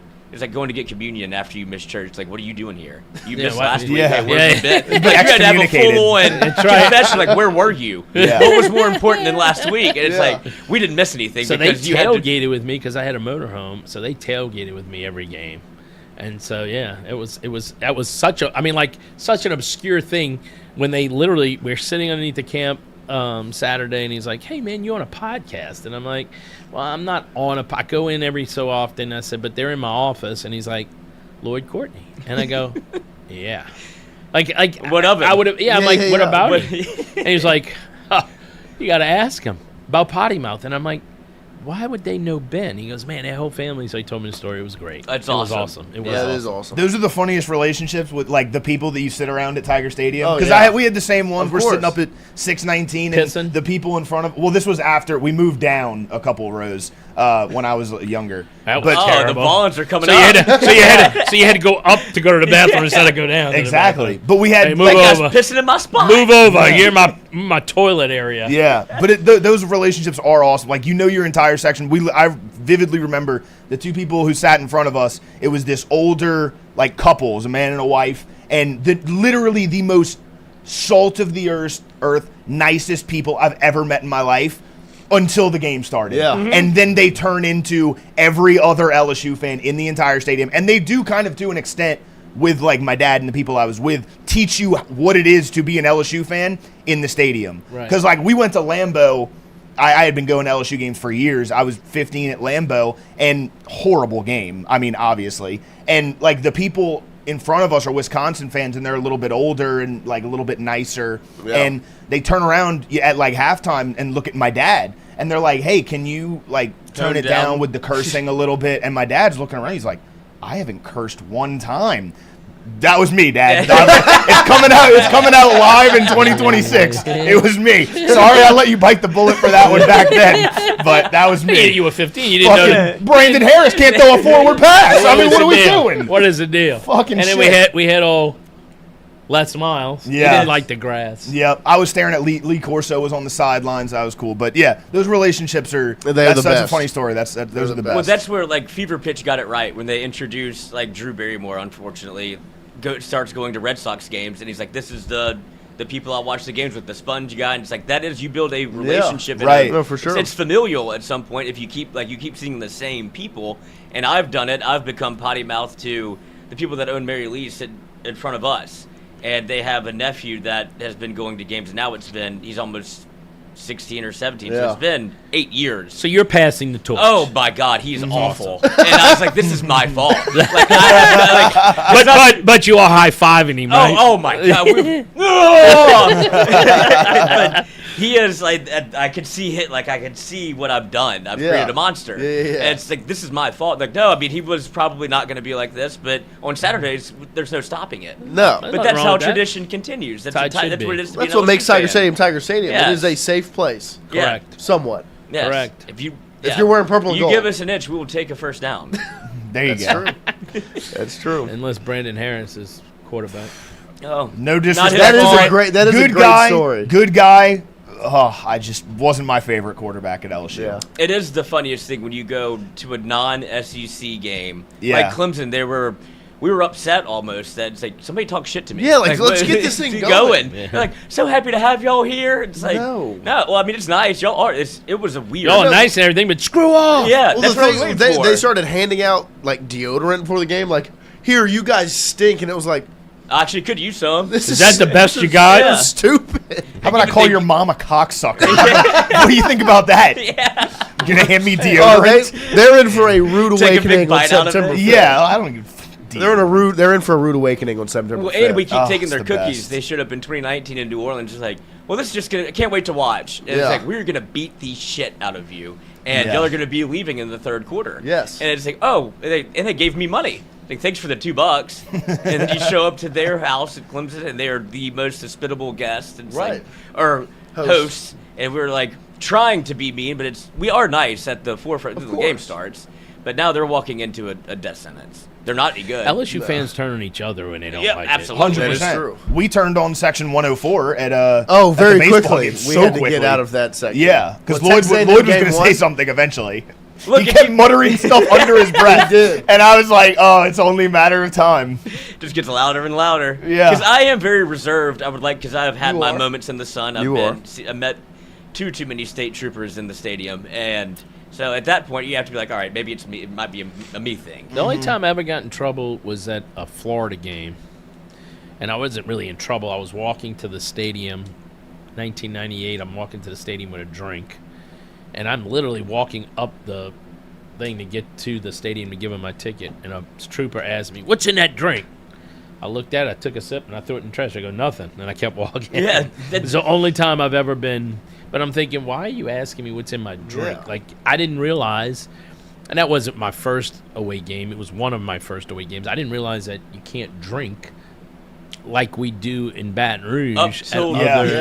up to stadiums. the entrance where you just see people. Yeah. Like, hold on, I'm going to finish this before. I Man, mean- everybody's waiting behind you, know. And so that was, I think, the first place I went that, like, I realized that people don't like you drinking. I think Yeah, I walked that's a before culture that. shock. I was walking around like a 12-pack of beer, just drinking it. Mm-hmm. You know, Like and they're you like, do. you don't want an ice chest? I'm like, I'll drink it before I get in the Yeah. stadium. Yeah, you were smart. Red You Bull didn't- in your back pocket. At Clemson, that was quite the experience. That was I didn't very know what they were nerve-wracking. flagging me for. Yeah. So you were smart. You didn't say anything. You just threw it away. Yeah. Christian would have been like, "It's beer, officer, but I turned 21 in a month. It's okay. I'll be okay." Call my mom. Call my mom. It's unbelievable. Less Idiots. is more. Yeah. No. Yes. Less is more. Very much so. That So- was our whole point about Texas Tech was that, hey, sometimes it's good to just Shut up. not say anything. Indeed. Correct. Same Christian thing for could learn South from Carolina. What about LSU baseball, man? Picking How up some about big 'em, huh? recruits. Milam comes back. Picked up the kid from Tulane. I like Big it. stuff. Bino No, Waters from Notre Dame. They are Yeah. putting together quite the class, and I know people are hesitant because of what happened last year. This one seems much more methodical. Seems and a little different. little bit different. I'll tell you this. I am one of those skeptical people. I'm like, okay, Really? look, it looks good Yeah. on paper. So did last year. But let's wait and see. I have all faith in. And I will Jay never, Johnson. and that's my thing, is I will never push back to that feeling because I get it. Like, I get Mm-hmm. the hesitancy and the skepticism of it because that's the game. Yeah, the you're a game. little gun shy, a little Right. PTSD. You know, I mean, so we'll see. Football's killing it. Yep, huge recruiting month. Basketball's killing it. Got a bunch of people on campus. Got the portal players to campus. Correct. So the announcements came out last week. Yep. Very good Yep. news. So it's pretty exciting. It is. No, I Pretty mean, exciting. there's not a conversation that I have with people that come up when they ask about, where they're like, how's work going? Blah, blah, blah. I'm like, well, the next year should be pretty exciting. I mean, think about it. You do very well in football. You transition into basketball. You Right. do very well in basketball. You do good in you transition to baseball. You do very well in baseball. I mean, I like it. Baseball. I mean, you could have a really good. Women's basketball should be Women's strong basketball. again. And that's the other thing is, like, even Gymnastics. if they aren't, like, I think me and White had this conversation there, like, even if they aren't good, it's exciting regardless. Like, exciting, the words I use, because it's going to be all eyes on LSU. If they lose, it's the biggest story. If they win, it's the biggest story for every sport. Correct. Like, it is going to be all eyes on Baton Rouge, Louisiana for the year of the You're coming athletic off- calendar 26-27. You're coming off of a year where all three sports, to a certain extent, were not just bad; they were just irrelevant. Right. And it is kind of a nice feeling to know, no matter how good or bad the teams are, they're not going to be irrelevant. They're going to get talked about whether they're good, bad, Right. ugly, whatever. They're being talked about right now. Of course. Yes, Yeah. exactly. And That's there's not gonna nothing stop. going on, right? Yeah. It's only going to ramp up as football season gets I closer. mean, Texas Tech is in the midst of whatever they've got going on, and the first name that comes to his mind is LSU. He's like, well, if LSU was doing this, it wouldn't be a big deal. It's like, yes, it would be. Yeah. But like that's where LSU is. It's like the next school. Hey, man, you admitted to betting on your team. And now you have everybody and God defending you at Texas Tech. Like, oh, it's yeah. not that big of a Oh, deal, the right, Big guys? 12. Like, everyone's like, The Big 12 did something today. I saw on social media. They let me see if I can find it. They ought to cut him loose, to be honest with you. they're too They far filed down. a complaint. The Big 12 filed a complaint against Texas Tech and Texas AG Ken Paxton to enforce its bylaws and potentially sanction the school for plans to play Brendan Sorsby. They can. The Oh, Big yeah. 12 can do that. Is they can the come power. together as a conference and vote to we're not playing right. you. The Like, only you can vote thing them out the conference. if The you only want. thing that I think would come back on that is they probably could file an injunction again. Of course, There's a lot of injunctions being filed. I'll Injunction tell you is that. is quite the word. Yeah. I had never said it for the first 23 years of my life. Yeah, you've said it And all. the last year I say it every day. And you've caught up for those 23 Yeah, years. that that's you didn't say it. 100%. Yeah. So But- I had a little conversation with somebody close to men's basketball, and said, if the pieces fall in, could be a top 10 team. Wow. If all the pieces fall into place, and Well, if they don't, you can File for file an an injunction. injunction. Because that was my Absolutely. thing because a lot of people, when they see the Texas Tech thing, their first thought is, especially LSU fans, they go to Will Wade and LSU because of R.J. Luis and the whole thing. And my reaction was, if you want to talk about how bad things are for the sport, right, that what Will Wade's doing is as bad as Texas Tech, well, why haven't schools come out and said and reacted the way they did? Because when Texas Tech did this, Georgia and Nebraska were like, don't schedule them. We want nothing to do with them. The Big 12 came down on it. The whole thing all happened because that's bad for the sport. The Will Wade situation, it's been the opposite. Gonzaga scheduled them, and Houston scheduled them, and High Point scheduled them, and Wake Forest. Wake Forest and the ACC channel, like the whole thing. Like, the reason why they're not coming down to Will Wade is because they're all doing it too. absolutely. I And mean, that look, was to me the biggest, when you look at both situations, the biggest contrast was you see what's actually bad for the sport by the way other people act about it. Yeah, no doubt. And look, here's the thing. I've talked to Will a couple of times, and this loophole that allows these kids, it's getting closed up in 2027 season. And so you'll see it close up, and then you'll see it change a little bit. Right. I mean, look, every year basketball or college sports changes. Every Yes. year, from season to season. And so, look, you'll see it. I mean, it is what it is. I mean, I laugh at it because you're right. The people who are bitching, like I asked him, I said, hey, man, North Carolina State's launching an investigation. He's like, yeah. And I go, what do you think? And he's like, they just want the money from LSU. I go, but their AD agreed to the reduction of the Right. buyout. He goes, they're going to fight it out. He goes, I think they need the money. He goes, I don't know. He goes, but it is what it is. And Yeah, at this point, it's too far down the road towards like, look, and if I'm LSU, there's two ways, like you said, like I'll just sue you back, or be like, I will gladly give you $1 million if that's what you need. Here That you will go. make but I'm going to feel make better. it publicly that we didn't do anything, but we're not admitting to fault, but you're getting the $1 million because you need it. I've got no problem with charity. Why did Will Wade leave? Because maybe you didn't have the money you told him you had. So it seems like you're broke. And publicly broke. Because that's just I'll never wrap my head around it. It's just a bad PR play by them No all doubt. the way around. No doubt. No doubt. And that's what, I've talked to other people about it. I'm like, they think, and we've talked about it last week here, they think they're doing themselves justice, and they really make themselves look stupid. Yeah. And so, look, man, sometimes you just got to be quiet. Less is more. Less is more. Less is more. And so, Well, that's my thing. It's just focus on you. your program, your coach, the whole Right. thing. This doesn't make it seem like you're doing that. Agreed. So, and then the same thing goes for Ole Miss and LSU football. Like it. That will go away. The North Carolina State one did take me by surprise how much they're hanging 100%. on. Ole Miss is not shocking. Thank God they lost in Omaha. If LSU beats Ole Miss at Ole Miss, it will definitely it will quiet down drastically. Yeah, because they'll lose the argument. They have no argument Argument at that anymore. point, Because right. as of now, I don't want to say they have an argument, but they did beat us last year. Now it's kind of rich Most to people beat us last your year. argument being like, "Hey, we beat you with your new coach on our sideline." That's a hard argument to make for me. But they do have an argument. But if you beat them in September 19th, they're not going to talk shit anymore. Remember, y'all were winning with Nick Saban's players. Right, Remember that whole right. deal? I mean, come on, look. It is what it is. That's true. Yeah, I mean, I'm not. But here's the thing: you lost a coach. Sorry, and now he's with us. No, I mean they have been flexing the record of their football program in the NIL era. They better be And careful. My response was like, who was the coach? Right. We took him. Right. You're making the argument for LSU. And look, thank you. And look, here's you. the thing: if this year you lose to LSU, Yeah. ooh, all that they all are that in- smack talk you've been talking. They are in trouble if they lose that game. I think LSU emotionally can lose that game and be okay. Ole Miss will crumble. They'll have nothing. That's all they care about. They'll crumble either way. What do you think? What Right. do you think happens to their coach Pete Gold? What is it, Golding? What do you think happens? How quickly does the fan base turn on him? Oh, if they lose the second to they LSU? lose If that they game. lose to LSU, The second That's that it. game is lost, they will turn on him. 100%.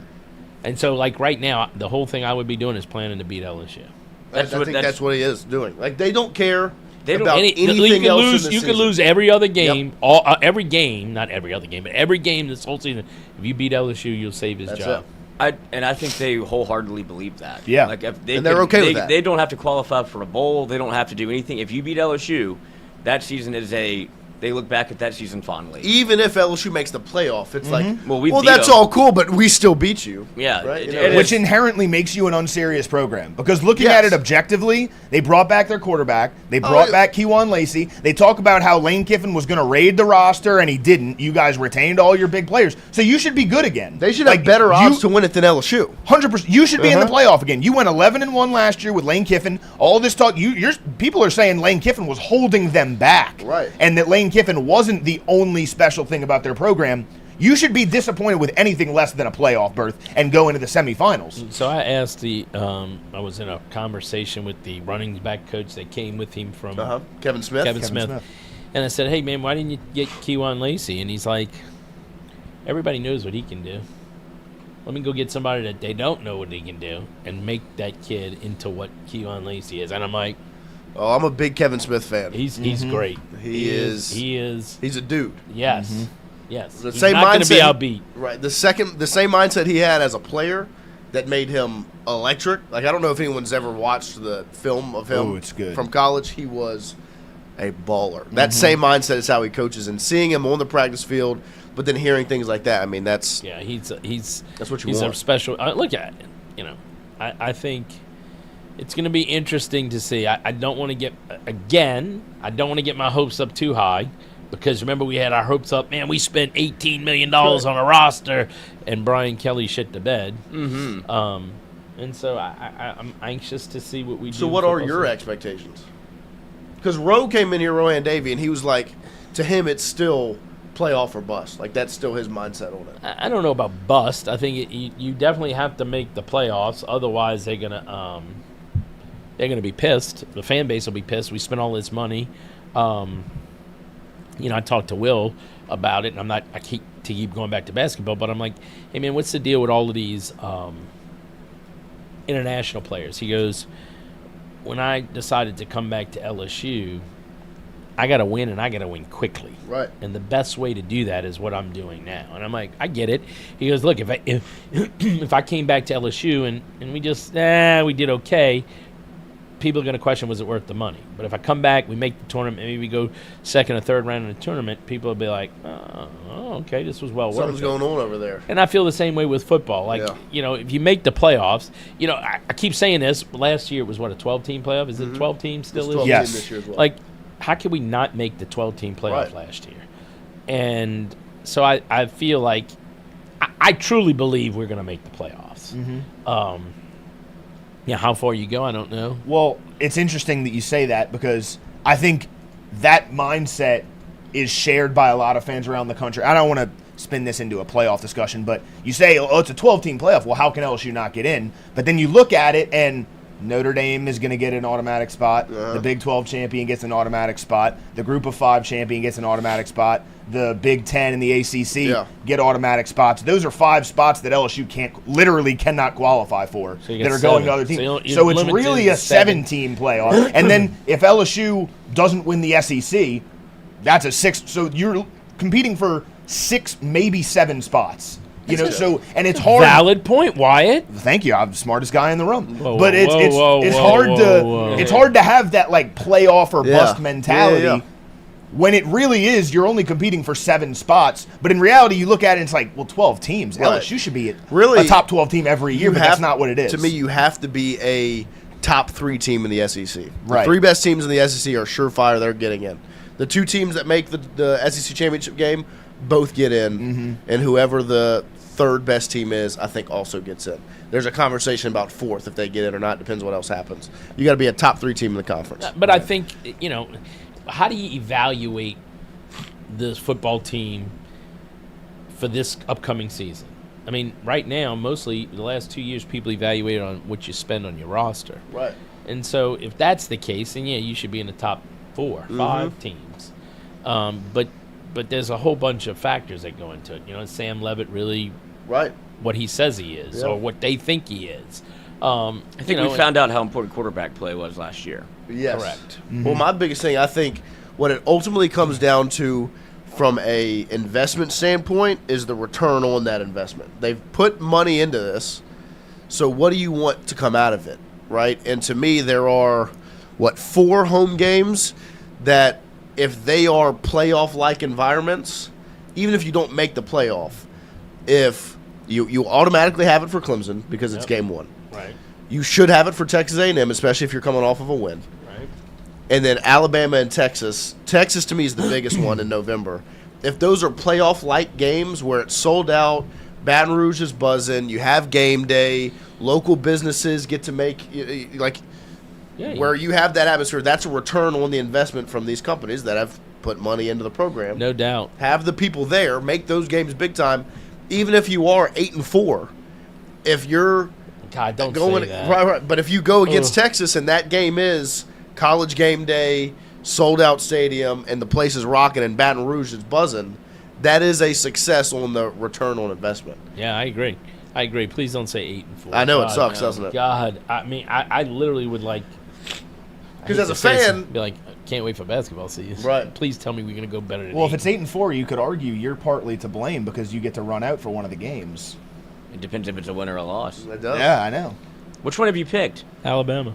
Oh, That that's is awesome. confidence. Oh, Hey, yeah. I'm gonna get me an elephant costume head and wear it backwards. Love that. Huh? Love that. Put it between your legs. Oh, Have Yeah, you the should trunk. wear the elephant head as pants. See, it's smart. come out and just Yeah, shake the old trunk. absolutely. Yeah, Jangle it. Shake yeah. the old trunk. There you go. That is going to be awesome. Yeah. So I think I might wear a Will Wade jersey. Basketball, full regalia. Oh, yeah. Full regalia. You in a basketball uniform would be incredible. With the would be the a shooter story. sleeve and the headband. Oh, the headband. Oh, Yeah. it'd be What was that incredible. movie? What was that movie with Will Ferrell? A semi-pro. Semi-pro. Yeah. Yeah. It'd be Jackie The Moon. Flint Tropics. Yeah. That's awesome. Would that be funny? Yeah, It'd I'm be not gonna do incredible. that. I'm not going to do it, but it would be funny. It would be It would hilarious. just be objectively funny if you're just like basketball. Yeah. Yeah, yeah. At the football game, The biggest football game of the Come up- year. come up dribbling. It's like, Yeah. Wade. That would be incredible. That would be awesome. So Can't deny I it. get 4 people to run out with me. Oh wow. So maybe I'll see if he wants to run out with me. You should. That would be epic. That would be incredible, yeah. He's counting the room. Sorry, Yeah. I was just One, 1, 2, 3. 3. Oh, okay. We'll wait. Okay. I was just. So who doesn't make the cut? What do you mean? I thought it was 4 plus 4 you, total? so 5. No, it's 4 total. 4 total, Oh. so it's 4. Lloyd's got a thing that day. I got to go to the section. Yeah, well, he's got to go see the Blanchards. No. He can walk up there. Yeah. Yeah, you can go sit in your seats. I mean, I'm going to my seat after. So I guess I'm shit out of luck. I mean, I'm just saying. Oh, Odd well. man out. Want to draw straws? Oh, Wyatt shirtless. I would give up my Hot dog spot. boy. I'll Hot go dog boy to shirtless. go out in a hot dog hat. How about I'll go- shirtless with hot dogs taped to him? Yeah, Yeah. yeah. Absolutely. Just make sure Omar the Tiger's not on the field this time, and I'm good. Running after I you. think Omar got put down. yeah, but Yeah, Omar, I don't don't know think if he Omar made was it out alive of Baton in general. Rouge. Omar I was think looking Omar quite was hungry. remote control. Okay, as long as he's not on the field, I'll do whatever. You haven't. If I get to run out, I might cry. I probably would start That would crying be a little such bit. a visual. Dude, brother, if he was strapped up with dogs and And crying, started yeah, yeah, that would be. Or if I he would, fell down and just like grabbed the mustard field. and ketchup, yeah. I mean, I've only been on the field once. That was the Alabama game. Like I hold that in Of like course. reverence. They stormed the Yes. field a lot. Yeah. That one was worth it because it was. It the- felt, that- yeah, it's the, That one's acceptable. Right. yes, but. Why? What do you mean you think you would cry if you got out of the tunnel and touched No, I the would wind cry. bar and ran Yeah, under yeah. the goalpost? Yeah, I'm weeping. Yeah.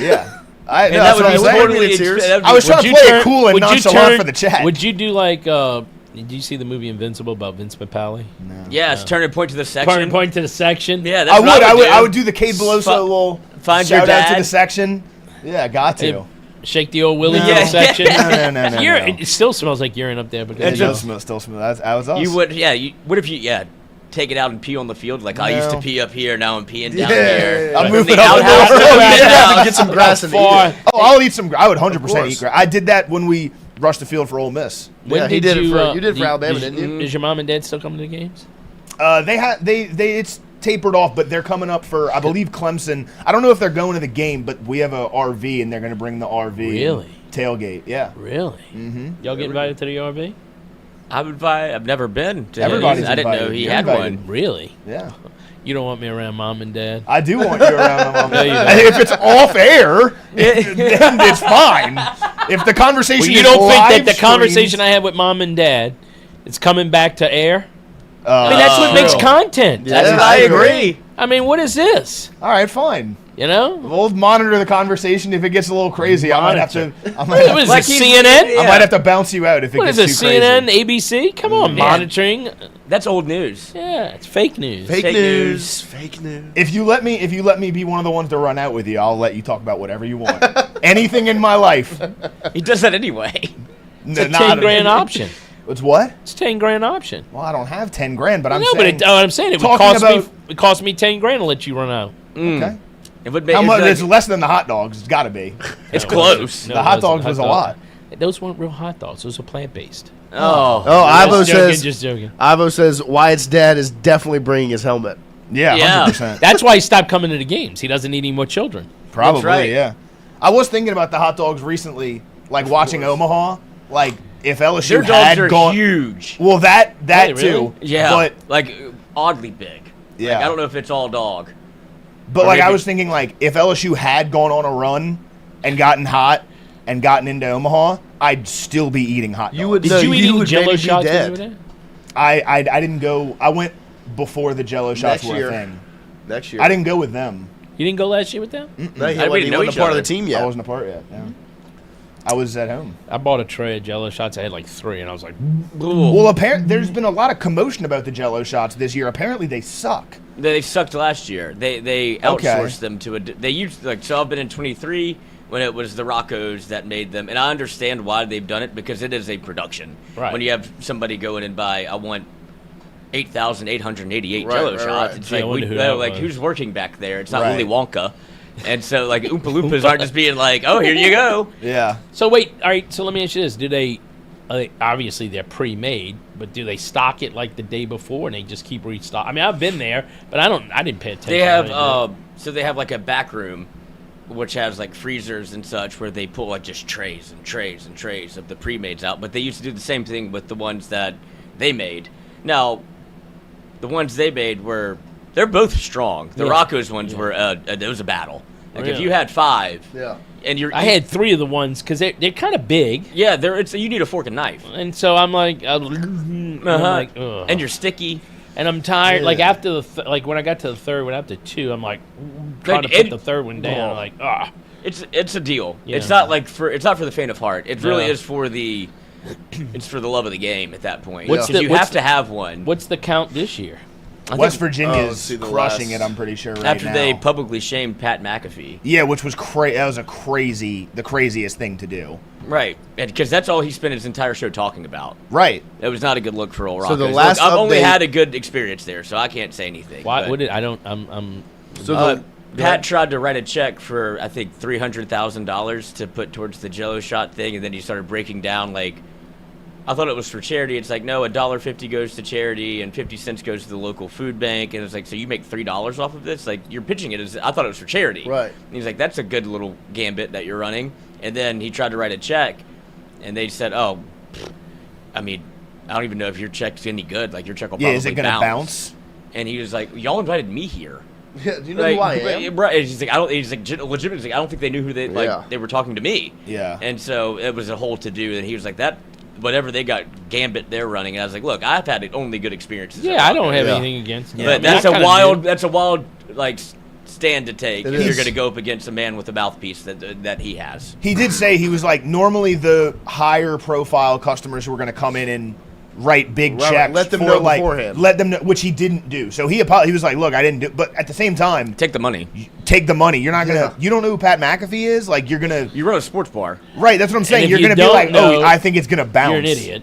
Yeah, if you don't know him, and then you're going to turn away $300,000. Well, I was going to say you're even more of an idiot for turning down $300,000. Yeah, I don't give a shit if it was Mickey Mouse. Yeah. Well, the guy literally said, he was like, just put down your card, and he was like, I don't have a credit card that allows a $300,000 He doesn't carry American Express. I guess not. Oh, okay. I didn't know that existed. American Express has no limit. Okay. Well, I guess he doesn't have one of those. That's why you get the different colored ones. Yeah. Okay. Then there is a limit you have to spend, or else you don't get that card. Oh boy, I need one of those. Who do I call to get one of those? Mr. Express. So they call you. Charles F. Frost. Charles F. Frost. He was the CEO of American Express. I don't know if he still is. But here's the thing. So you get a regular American. You get a ton of American Express. But it starts at the highest card is a black American Express. Yeah, I've heard of platinum those. American Express. The only way you can get a black card is if they invite you. Mm-hmm. Wow. That is crazy. Is that the metal one that you can card hear? Platinum's metal too, but the black one is much. It's hardier. It's sturdy. Great for what cards can be used. Can for. I get like a fake one just to like impress people? Yeah, you can, but it's kind of silly when you go, yeah, I'm not going to use my black American Express, but pay cash. Yeah.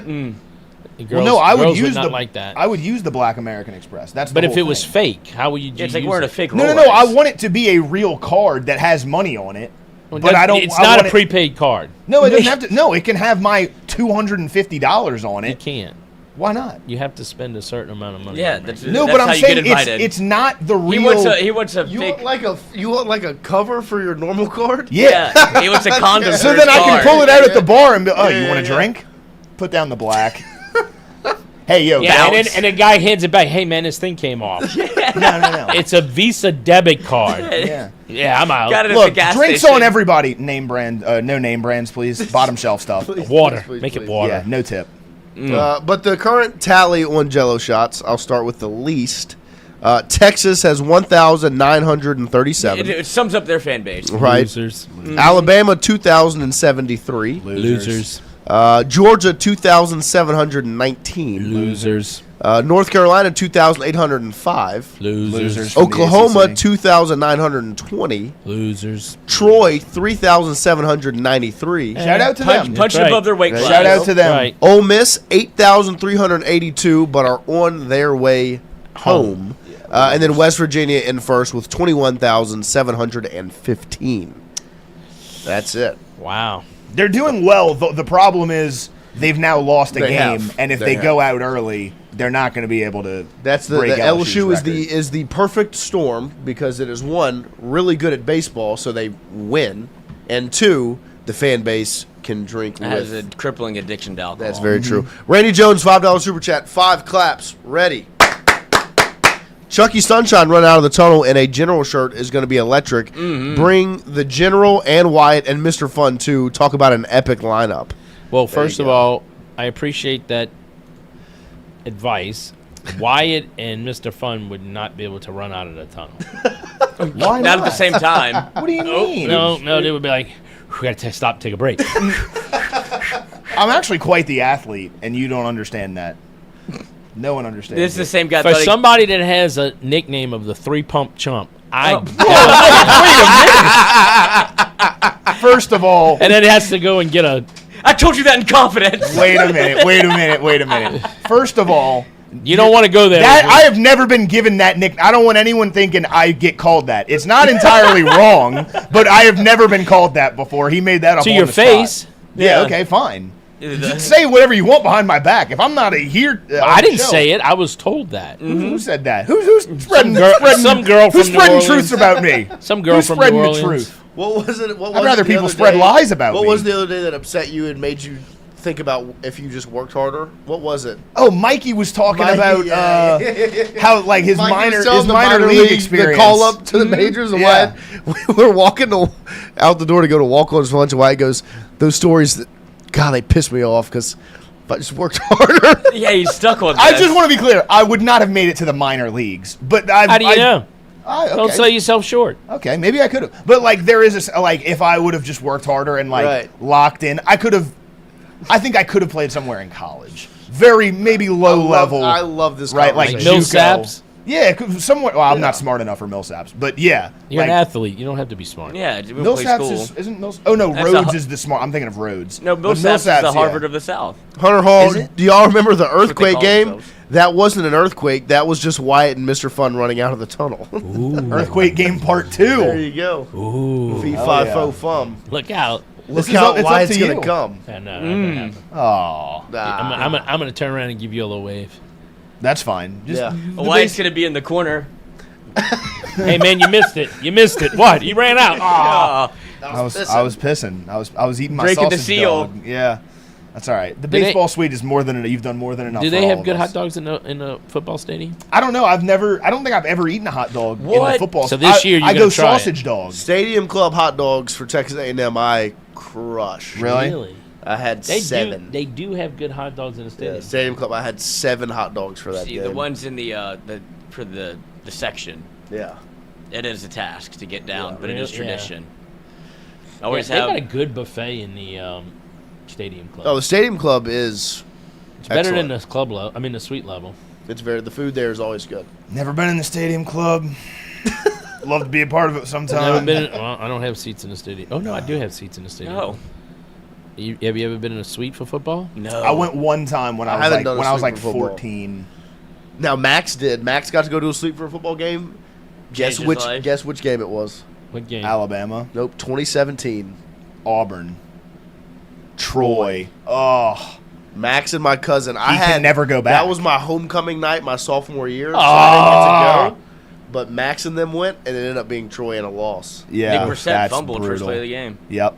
I don't talk about Nick Brissett. Oh, I love Nick Brissett. Cost me a lot of money. Oh, okay. A lot of money. That's unfortunate. A lot of money when he knelt down. Charlie Oliver, $5 super chat, 5 claps, ready. Wyatt loves Ruckert, and he's a 3-pump chump. Learned a lot today. You'll learn a lot about Wyatt the more time you spend around him. Yeah. Yeah. Mississippi State seemed to have the intel. He's like, "Get out of here, tiny dick," and he's like, "How do they know that?" Yeah. Did they really? Yeah, they did say that. It is funny how that is the insult that Wyatt seems to get a lot. And this is when Yeah. Every time they go to diss him, You might have like a At the website. fight, literally at the Dude, fight, I'm it's turning around unbelievable. talking to Frat, and they're like, "Your penis is white and tiny," and I was like, "Well, yeah." I was like, "All right." Can I ask you? a I question? actually don't mind it. There 'cause could be a if- website with your picture on it. meat spin. no. a picture of what? You and your little penis. No, I don't think so. Like some girl could have started a website. I Yeah. don't think so. It's 3-pump chump. It's got a little What penis. if there's a and- burn book for you, Wyatt? I fucking would hope not. What's the T app? Oh, Yeah, that's worse than spreading rumors. I don't mind people spreading rumors about me. What I can't have is people spreading Spread the, the truth. truth. That's Yeah, a problem. there you go. the T app. We had, I forgot what they called it, but that came out when I was in college. Yeah. That was a big deal. The T-app was a big deal for. It was all after.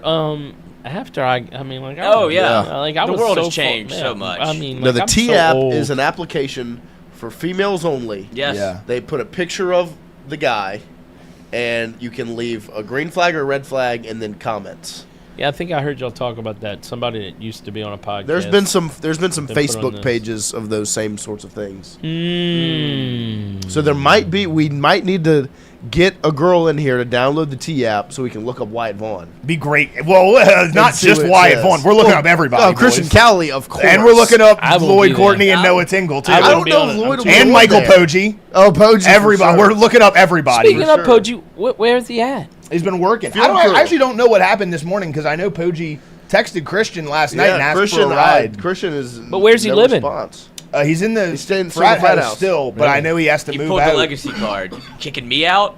Hit 5th year. Do you know who I am? Well, Yeah. he does have to leave, I'm pretty sure, when the semester starts. Yeah. But I don't know where he's But going to does go. he? Look, you Christian has a place since you're not moving in with Christian. Yeah, I don't know. You have to ask We'll him. see.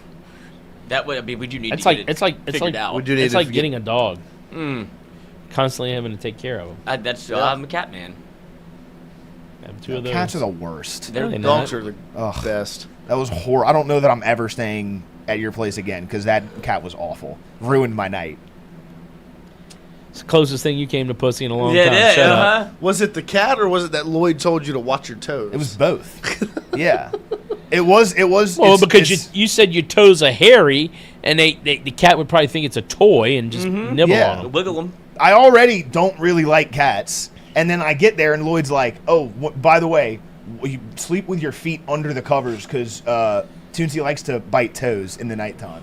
Well, I'm not gonna fucking sleep a wink now. This fucking And she toe does it. hunter is on the loose. I don't know where she is at all times. Like she's a fucking freak. Every once in a while, you look up. He has like this big like banister, I guess, that doesn't go up to the ceiling. So there's like It's a partition. yeah, there's a partition, and so there's like a little ledge where Tootsie the would cat get up can there? get up. She's like fucking Batman up there. It's dark. Awesome. There's nothing Are you can jealous see. that you can't get up there? I can't Not get up- really, It's no. like Jeff Hardy in WWE. It's like Sting. Swanton Yeah, bomb. it's unbelievable. And she'll skybomb off of there onto the bed, and then she gets going. Yeah, and I don't like sleeping with my feet under the blanket because I get hot. It was already hot, but now I have to go back and forth from like feet outside of the blanket. But now I'm scared, looking for the cat, trying to like listen. You're scared of a fucking cat. I'm not scared, but I don't want You the. just said you were scared. Okay, fine. I'm scared of a fucking cat. He is. He Fine. actually acted bizarre. I don't like cats. It's a And you like dogs. domesticated I love animal. dogs. Dogs are the best. Hot dogs. Dog. I do hates love cat. hot dogs. Yeah. The- Well, we the had a- picture is The very old, clear. old finger up the old. No. We Keister. had a. My aunt and uncle had a cat. It was Buddy the cat. We used to call him Buddy the asshole because he was Okay. just a cat and he was just an asshole. Yeah. And so ever since then, I've But never cats liked know cats. people who don't like them. They Yeah. can sense people who don't That like them. that doesn't scare you. No. An animal that fucking smells fear. That's terrifying. You know, most animals smell fear. Like Horses, dogs. who? I can't cats. smell fear. Oh, maybe no one fears me. Maybe that's what it is. No, but you smell. Yeah. Oh, Oh. what? I'm joking. Come Different on. problem for a different person. All right, I got to get out of here. Appreciate talking it. to you. Appreciate Always it. fun. Always a great Monday. time. Still waiting for my jalapeno sour cream. What do you mean? I brought you your chips. The cheddar, they're terrible. Oh, okay. Well, I didn't say they were good. I was telling you you could try them. It was a new flavor we hadn't tried yet. Yeah, check out that door. Look, we made some improvements. Look at the door, huh? This Yeah, door how looks about that? incredible. Also, That door, no, I Does- got at the elevator. I was like, wow, that actually does look really It good. does look really good. Looks official. Does look official. I'll tell you, I can't find the sour cream and onion ones though. Normally when I Should've go stopped. into gas stations, I look. I don't always buy them, but I'll always look because I am curious, like to see what you go through with like which gas station. I have not seen sour cream I and should onion have stopped on since the way back Starkville. from Grand Dollars, a place, a gas station / truck stop, casino, bathroom. Yeah, those are the best. And they usually have them. Yeah. That's where you Best. usually Every get 'em. gas station only normally Yeah, has like everywhere. 2 flavors, and it's always they'll have like cheddar and bacon I hate and like cheddar pizza bacon. or pepperoni pizza was the one. Yeah, And like no, I don't pepperoni like wasn't either of very those. good, no. I've not The seen sour jalapeno cream has and changed my life. I'm not Yeah, gonna lie. I know where those are. Well, then hello. Okay. You need me Yeah. to give you a couple bucks? No, I could get it. Always. I just don't know Yeah. when you want though. I You can't just pulled a read Christian. your mind. You just pulled a Christian. Where is Christian? That's We what don't know. I don't know. Big yeah. weekend for Oh, he Christian. slept in today. Boy, I Let's like the way see. you do that. Got Yeah. a job and You I know must what? be sleep nice. in. It's 10 o'clock. He can get a phone call now. He's blasting. Yeah, oh, Not putting it on starting speaker. today. Hey. Mm-hmm. Hey. I'm starting my Redditutide today. Oh, Oh, you my. loser. Got all my supplements. You're a loser. Peptide maxing. Straight to voicemail. Doesn't seem like he's answering. This is the respect that he shows to us. We give him a Yeah, job and olive I brands. gotta Person be you're honest trying with to reach is not available. At the tone, please record your Anybody got message. anything to say? When you have finished recording, you may hang up. No. Get down off the treehouse. Come on back to work. No, I'm good. No. That's enough. Can we all at least agree No. that Christian's spot with you running out is now gone because he's not here today? Correct. Yes. Okay. Glad we can all agree on Oh, that. Christian never had a chance. No. Okay. Christian was. But I we wouldn't can't say allow he never Christian. had a chance. We'll just say because he didn't show up today. Yeah, He's yeah, we can behind blame it on you. that. Yeah. Yeah. Oh, thank you. behind you. Which means Love he's got that. no chance. He's got Zero zero chance. You can't get in front of me. I'll box That's a- you out like Dikembe Mutombo. There you go. I don't know about boxing out, but you'll steamroll His him. brother, Yeah. his brother will box you out. Who? Your brother, My brother? Yeah. literally a boxer. I Sawyer. can take him. I don't know about that. I know a guy that can get y'all in the ring real quick. When's I the would- Next, I- when's I- the next Sawyer Vaughn? I don't know. I would love to watch. It was so electric. It was such a fun night. I don't know though. I think he's done. I think he said he was done. You I mean, retiring? Which is Hang up the honestly, gloves? that is what I would do. Go out on What, top. quit? Yeah, you're Yeah, 1 and yeah, 0. yeah, yeah, You yeah. did it. You won. You're undefeated. No one can say shit to you ever. Like in the frat community. Like I would go out. It's your wrestling career. No, I came second in state. But still. motherfucker. And then you left one. Jesus. Yeah. What weight division? 182. Jesus, in high school? I was 14. Oh my my grade. God! I was 8th grade. Well, I guess you did come in second. The kid you were wrestling was probably a senior. No, it was no. It was JV, so it was 8th grade state. It was just 8th graders. But I actually cut down from 195 to get to 182. Jesus Christ. They stuck you in an attic. No, I every practice I'd go in like sweats. Well, Which you took the sucked. sweats and go sit up in the attic and close the door. How's No. how's your lock-in going right now? It's doing Doing okay good? actually. Yeah, There I'm we doing go. all right. There we go. He Chipotle and Kava. And no, cigarettes. It sucks. Did Jason tell you that last week we went to Jason's Deli and he got the ranch? The Ranchero wrap? Ranchero It's wrap? good. I didn't taste it, but Yeah, we went while you were on I vacation. got the Club Royale. Good sandwich. Great I sandwich. love a croissant sandwich. Great sandwich. It's very Little- good. Little soup and What was your half mom calling croissant. a croissant? Croissant. Croissant. Croissant. Croissant. I kept saying it. I was like, That's like You Christian. know, and the funny part about it is I'm not a croissant person. Like, I'll Really? eat a I love sandwich. croissant. I'll eat a sandwich, but I hate a croissant by itself. And in Europe, that's all. How do we have a croissant? I'm like, I don't want that. I want toast. yeah. Really? I feel agree. like a good buttered croissant by itself is pretty solid. But all right, so how do you butter a croissant? When The you go outside to is cut it, buttered. not all the time. Okay, when you well, go yeah, to that's cut fair. it The to flake. put better, it flakes Right. too much. No, that's fair. But I normally like the place will butter like the outside. That's what I like a buttered Not croissant. in Europe. Yeah, same. Fucking Europeans. Yeah, yeah. No What ice. about the World Cup? Did you see the World Cup guys that came in? They didn't know that you could have free refills on like. You're like, Coke I could have products. 1,000 of these. And Yeah. he kept getting refills on Coke, and they always like with ice.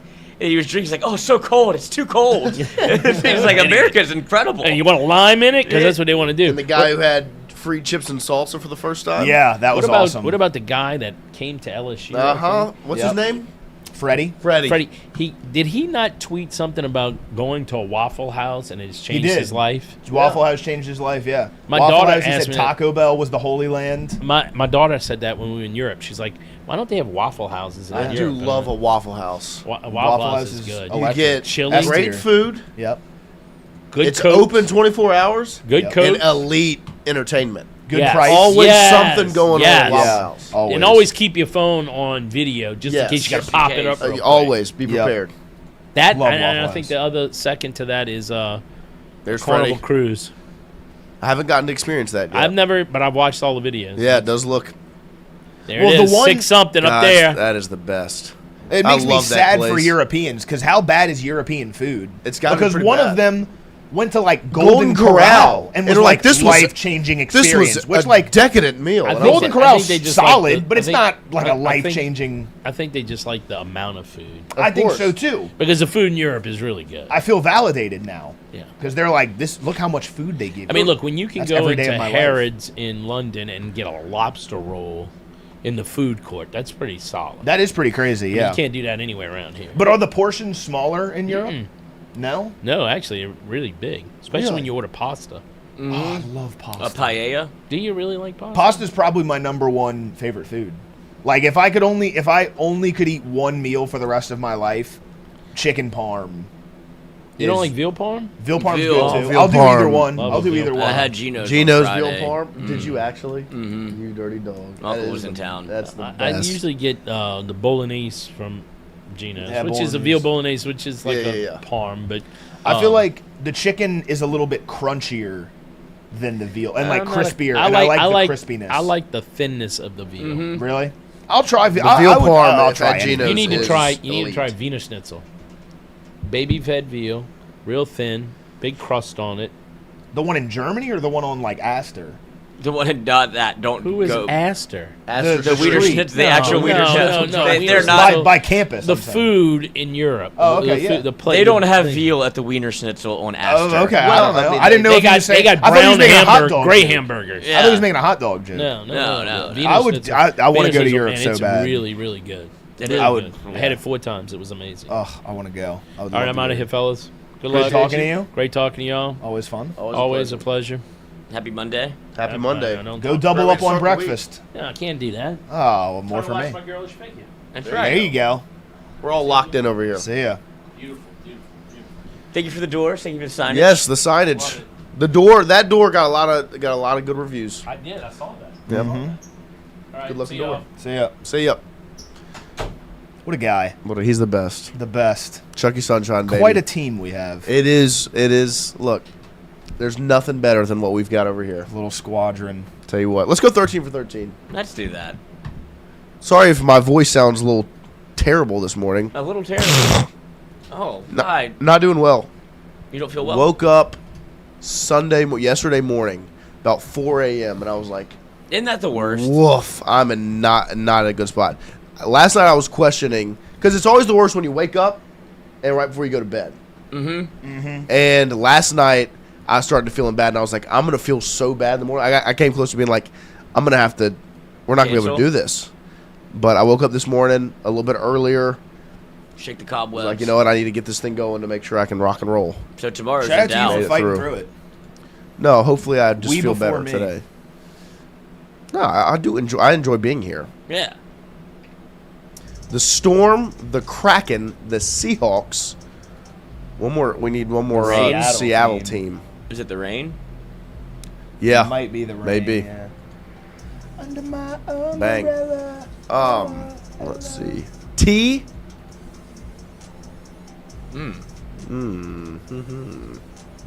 Tim's. Yep, Lincecum. Tim T? Tim Salmon. There you go. Baseball Tim's. Oh, Umbrella.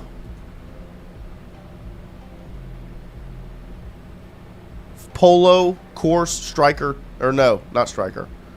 T. That. There we go. Yeah. Bow. Bow, bow, Soccer bow. positions. I will say, I have watched a good bit of soccer over the weekend. I watched, who was it last night? It was the Swedes. Yes. I bet on them. The first, I absolutely nailed, and Christian hated this. I texted in a group chat. Busty asked Wyatt if he had any plays for the day. That's And an so interesting person to I ask. threw one in there of, what was it for baseball? I nailed college The baseball. Orbiter. He did nail it. Because I did tail. Great job. Thank you. I said, what was it? Morocco and Brazil Tie. to tie. Just Yeah. I look at the odds and I was like, the odds for a tie here are like plus 360. I was like, Why not? I can't, you know. Sprinkle. And Christian goes, nah, Brazil wins. And I was like, okay, Tie. tie. There you go. Same You thing, also Rusty. you said something else too. I think you said Australia over Turkey, No, and Australia won. I said Haiti over Scotland. Oh, Scotland did win. Didn't They did. Yeah. They did.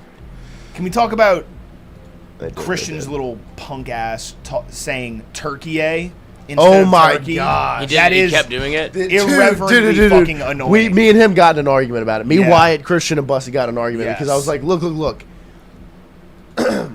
I understand that they might go by that now and go by Turkey. You've called them Turkey for your entire life. Why are you changing? It's the name of the country. That's is what Turkey. we call. Like, That's what Americans call it. Are you a real American or no? If you order a sandwich, are you getting turkey? And they just kept. And every time they said it, I was like, stop. Yeah. And I'm not trying to disrespect the country. No, but, I am like, trying to disrespect the I country. mean, Fuck you, it's I've Turkey. called it turkey my whole life. I'm not going to change that. Do you think they realize they're like, we sound like a bird? Yeah. Like turkey, Probably. turkey. It's like Joe Dirt. Or a Well, and then I deli was meat. like, what's the school? What's the college over in Lafayette called? And they both said he was ULL. like, oh, it's ULL. I was like, well, no, you can't do that. Yeah, They you're not don't- bending they the knee don't to call them. themselves that I was like, no, anymore. you're legitimately bending the knee and saying, I'm going to call you what you want to be called because you asked. Right. Which is the least Christian thing ever. Yeah. Christian does not do things people ask him to do. Right. He stands on his ground Well, and and says then- no. The next day, or maybe that was earlier in the day, I got into an argument with them because I was arguing that Saturday nights in Death Valley are better than the World Cup. And they were getting angry. They were like, no, it's not an event. It's not the same thing. And it's not. But still, I was just rage baiting them, They're so and they were pitiful. getting very agitated. They're Try like, "No, hard. It's the world. It's only once every 4 years. Yeah, that's fucking stupid. There's 7 LSU home games every year. That's the best. There's only 7. Yeah.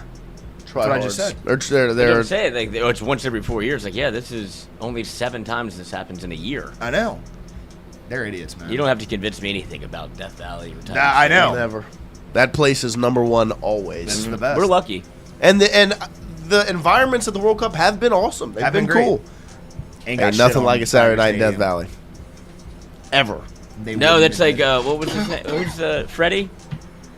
Freddie got fingered by getting into a empty Tiger Stadium. Like it Yeah. is probably It's still awesome. it to is see. awesome, like, Yes. objectively. But if he was there for a Friday going into a Saturday night, like experience the sights, the sounds, the smells, and then When walks you- into a packed, When you I said weep. the clips of 2024 LSU Ole Miss, it brought me back to being in there, and I was like, man, that place swallowed them alive. Yeah. The same thing They that had no chance. it was like the Garden. Yeah. Like that was there were some parts of it that like I wish they would have focused on what Right, actually right. impacted the game, but the mistakes that the Spurs made in that comeback. Oh was- yeah. The missed free throws. That is environment. Oh, stepping out of bounds and Right. like passing it to people that aren't there. Like Yeah. that was wholly affected, and that's when you, as silly as it may seem to some people, like you can make a difference. Oh yeah.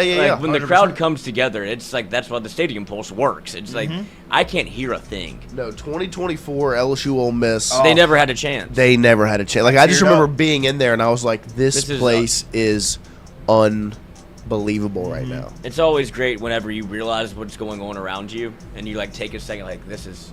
It's awesome. That place was Awesome. rocking. There's Like always when Witt got the sack at the end of the fourth quarter to send it to OT. Yeah. That place. It was hit, over. and then it was just. They're They going. were never going to lose that game. No. There's always like a beautiful moment when it's been like a topsy-turvy game, right? Like it goes back and forth, and there's kind of that moment where you're like, "Oh, we're gonna get them.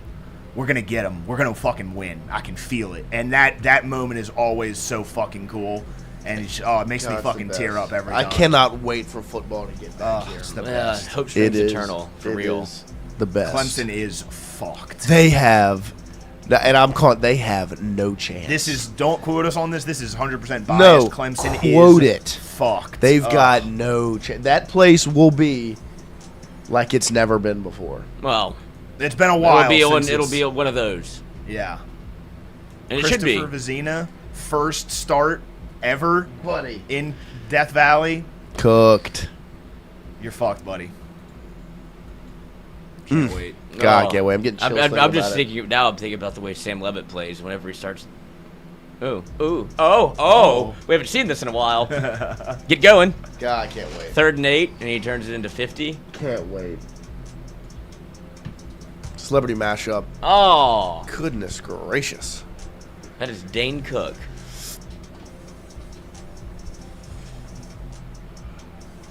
Whose hair that is. Very well put together. Yeah. It's like one of my professors. Mm. I don't recognize that hair. I feel like I should. That is recognizable hair. It's very good hair. Colin Jost. No. It's a gray man. He's never had that scruff. His hair's darker, I think. Is it Chris Pine? Yeah, it is. Let's go. Nice. Johnny L. I Chris don't know Pine and enough Bette Midler. celebrities for this. That's what I'm. I don't know Bette Midler, Me either. but I know Chris Pine.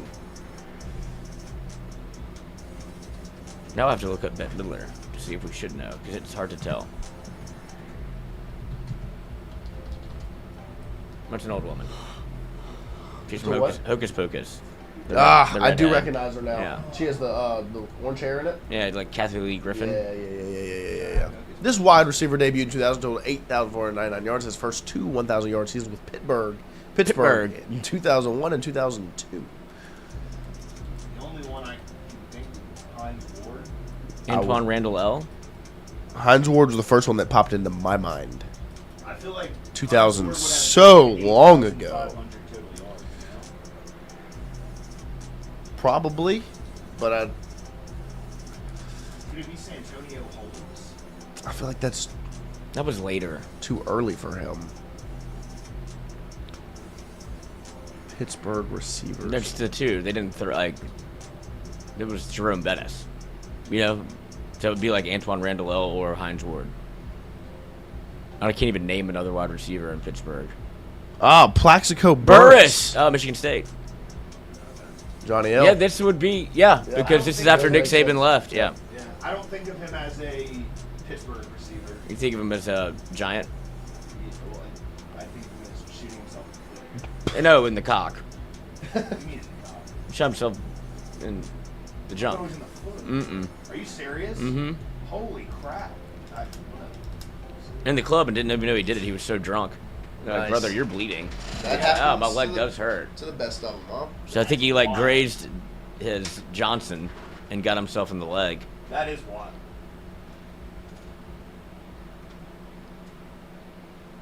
Oh, I just watched him play. OG. The Pittsburgh Penguins? Penguins. Regarded as one of the best players of his generation. I don't know. I hope this European country finished third at the 2018 World Cup. Wyatt? You guys know it? No. Belgium. Yep. That's where I was thinking. Mm-hmm. Waffles. Geography. Apaloka County. Vero Beach and Sebastian are all municipalities under 35,000 people. In what state? Florida. Florida. I only know this because Keanu Coates was from Vero Beach. Ah, Fuck that there you guy. go. there That you guy go. holds a lot of weight in your mind. Hate him. This fast food chain is collaborating with Knicks players like Mikal Bridges and Josh Hart to promote some of its high-protein entrees. Is it Chipotle? Maybe? Because they did just come out with the new high protein stuff. Mm-hmm. But I don't recognize the Mikal Chipotle. Bridges and Josh Hart. I haven't seen these advertisements. I only So I'm know not this sure. because when Mikey bought me Chipotle, it did. So you can get a bowl, like a side of protein. So I would assume that sounds like it would be right. But I just don't know the. I don't Chipotle. know the Mikal Bridges and Josh Hart part. I haven't seen that advertisement, but if Chipotle is doing high-protein stuff, Yeah. Chipotle. Chipotle. A drug-dealing widow was the focus of this Showtime dramedy from This is 2005 weebs. 2012. There you go. Bang. Emily Blunt, Benicio del Toro, and Josh Brolin starred in this 2015 action crime thriller. You don't Which know ones Emily do you not Blunt? know? The only one I don't know is I don't know. Benicio del Toro is the guy in. Talks like that. He's in.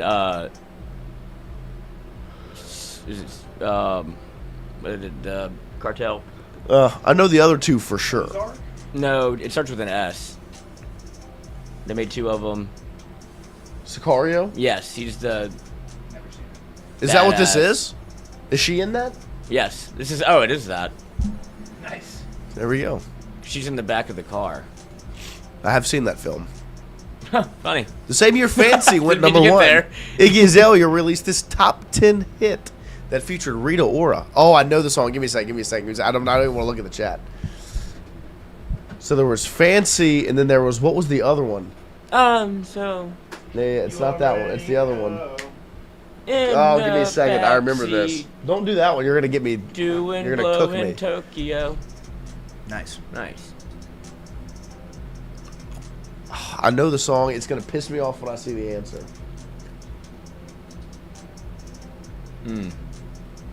Oh. Huh. I know the song. Something about big jiggly butts. I saw that video. I'd never seen it before. What is but it this was one? on- I forgot how to hum it. I can't. You're not humming loud enough. There's one version of it that is objectively funny, Yeah. and then there's the name of it, Black Widow. Oh, Black Widow. I don't remember. Dang Shout it! out I knew Johnny that. L. I knew that song. That's it. Black Widow, baby. Yeah. Well, good. We I did was it. a big Hey, Iggy Azalea 13%, fan in yeah. middle school. Everybody was. We'll be back. We'll see you guys tomorrow morning at 8 a.m. Then she found her true calling.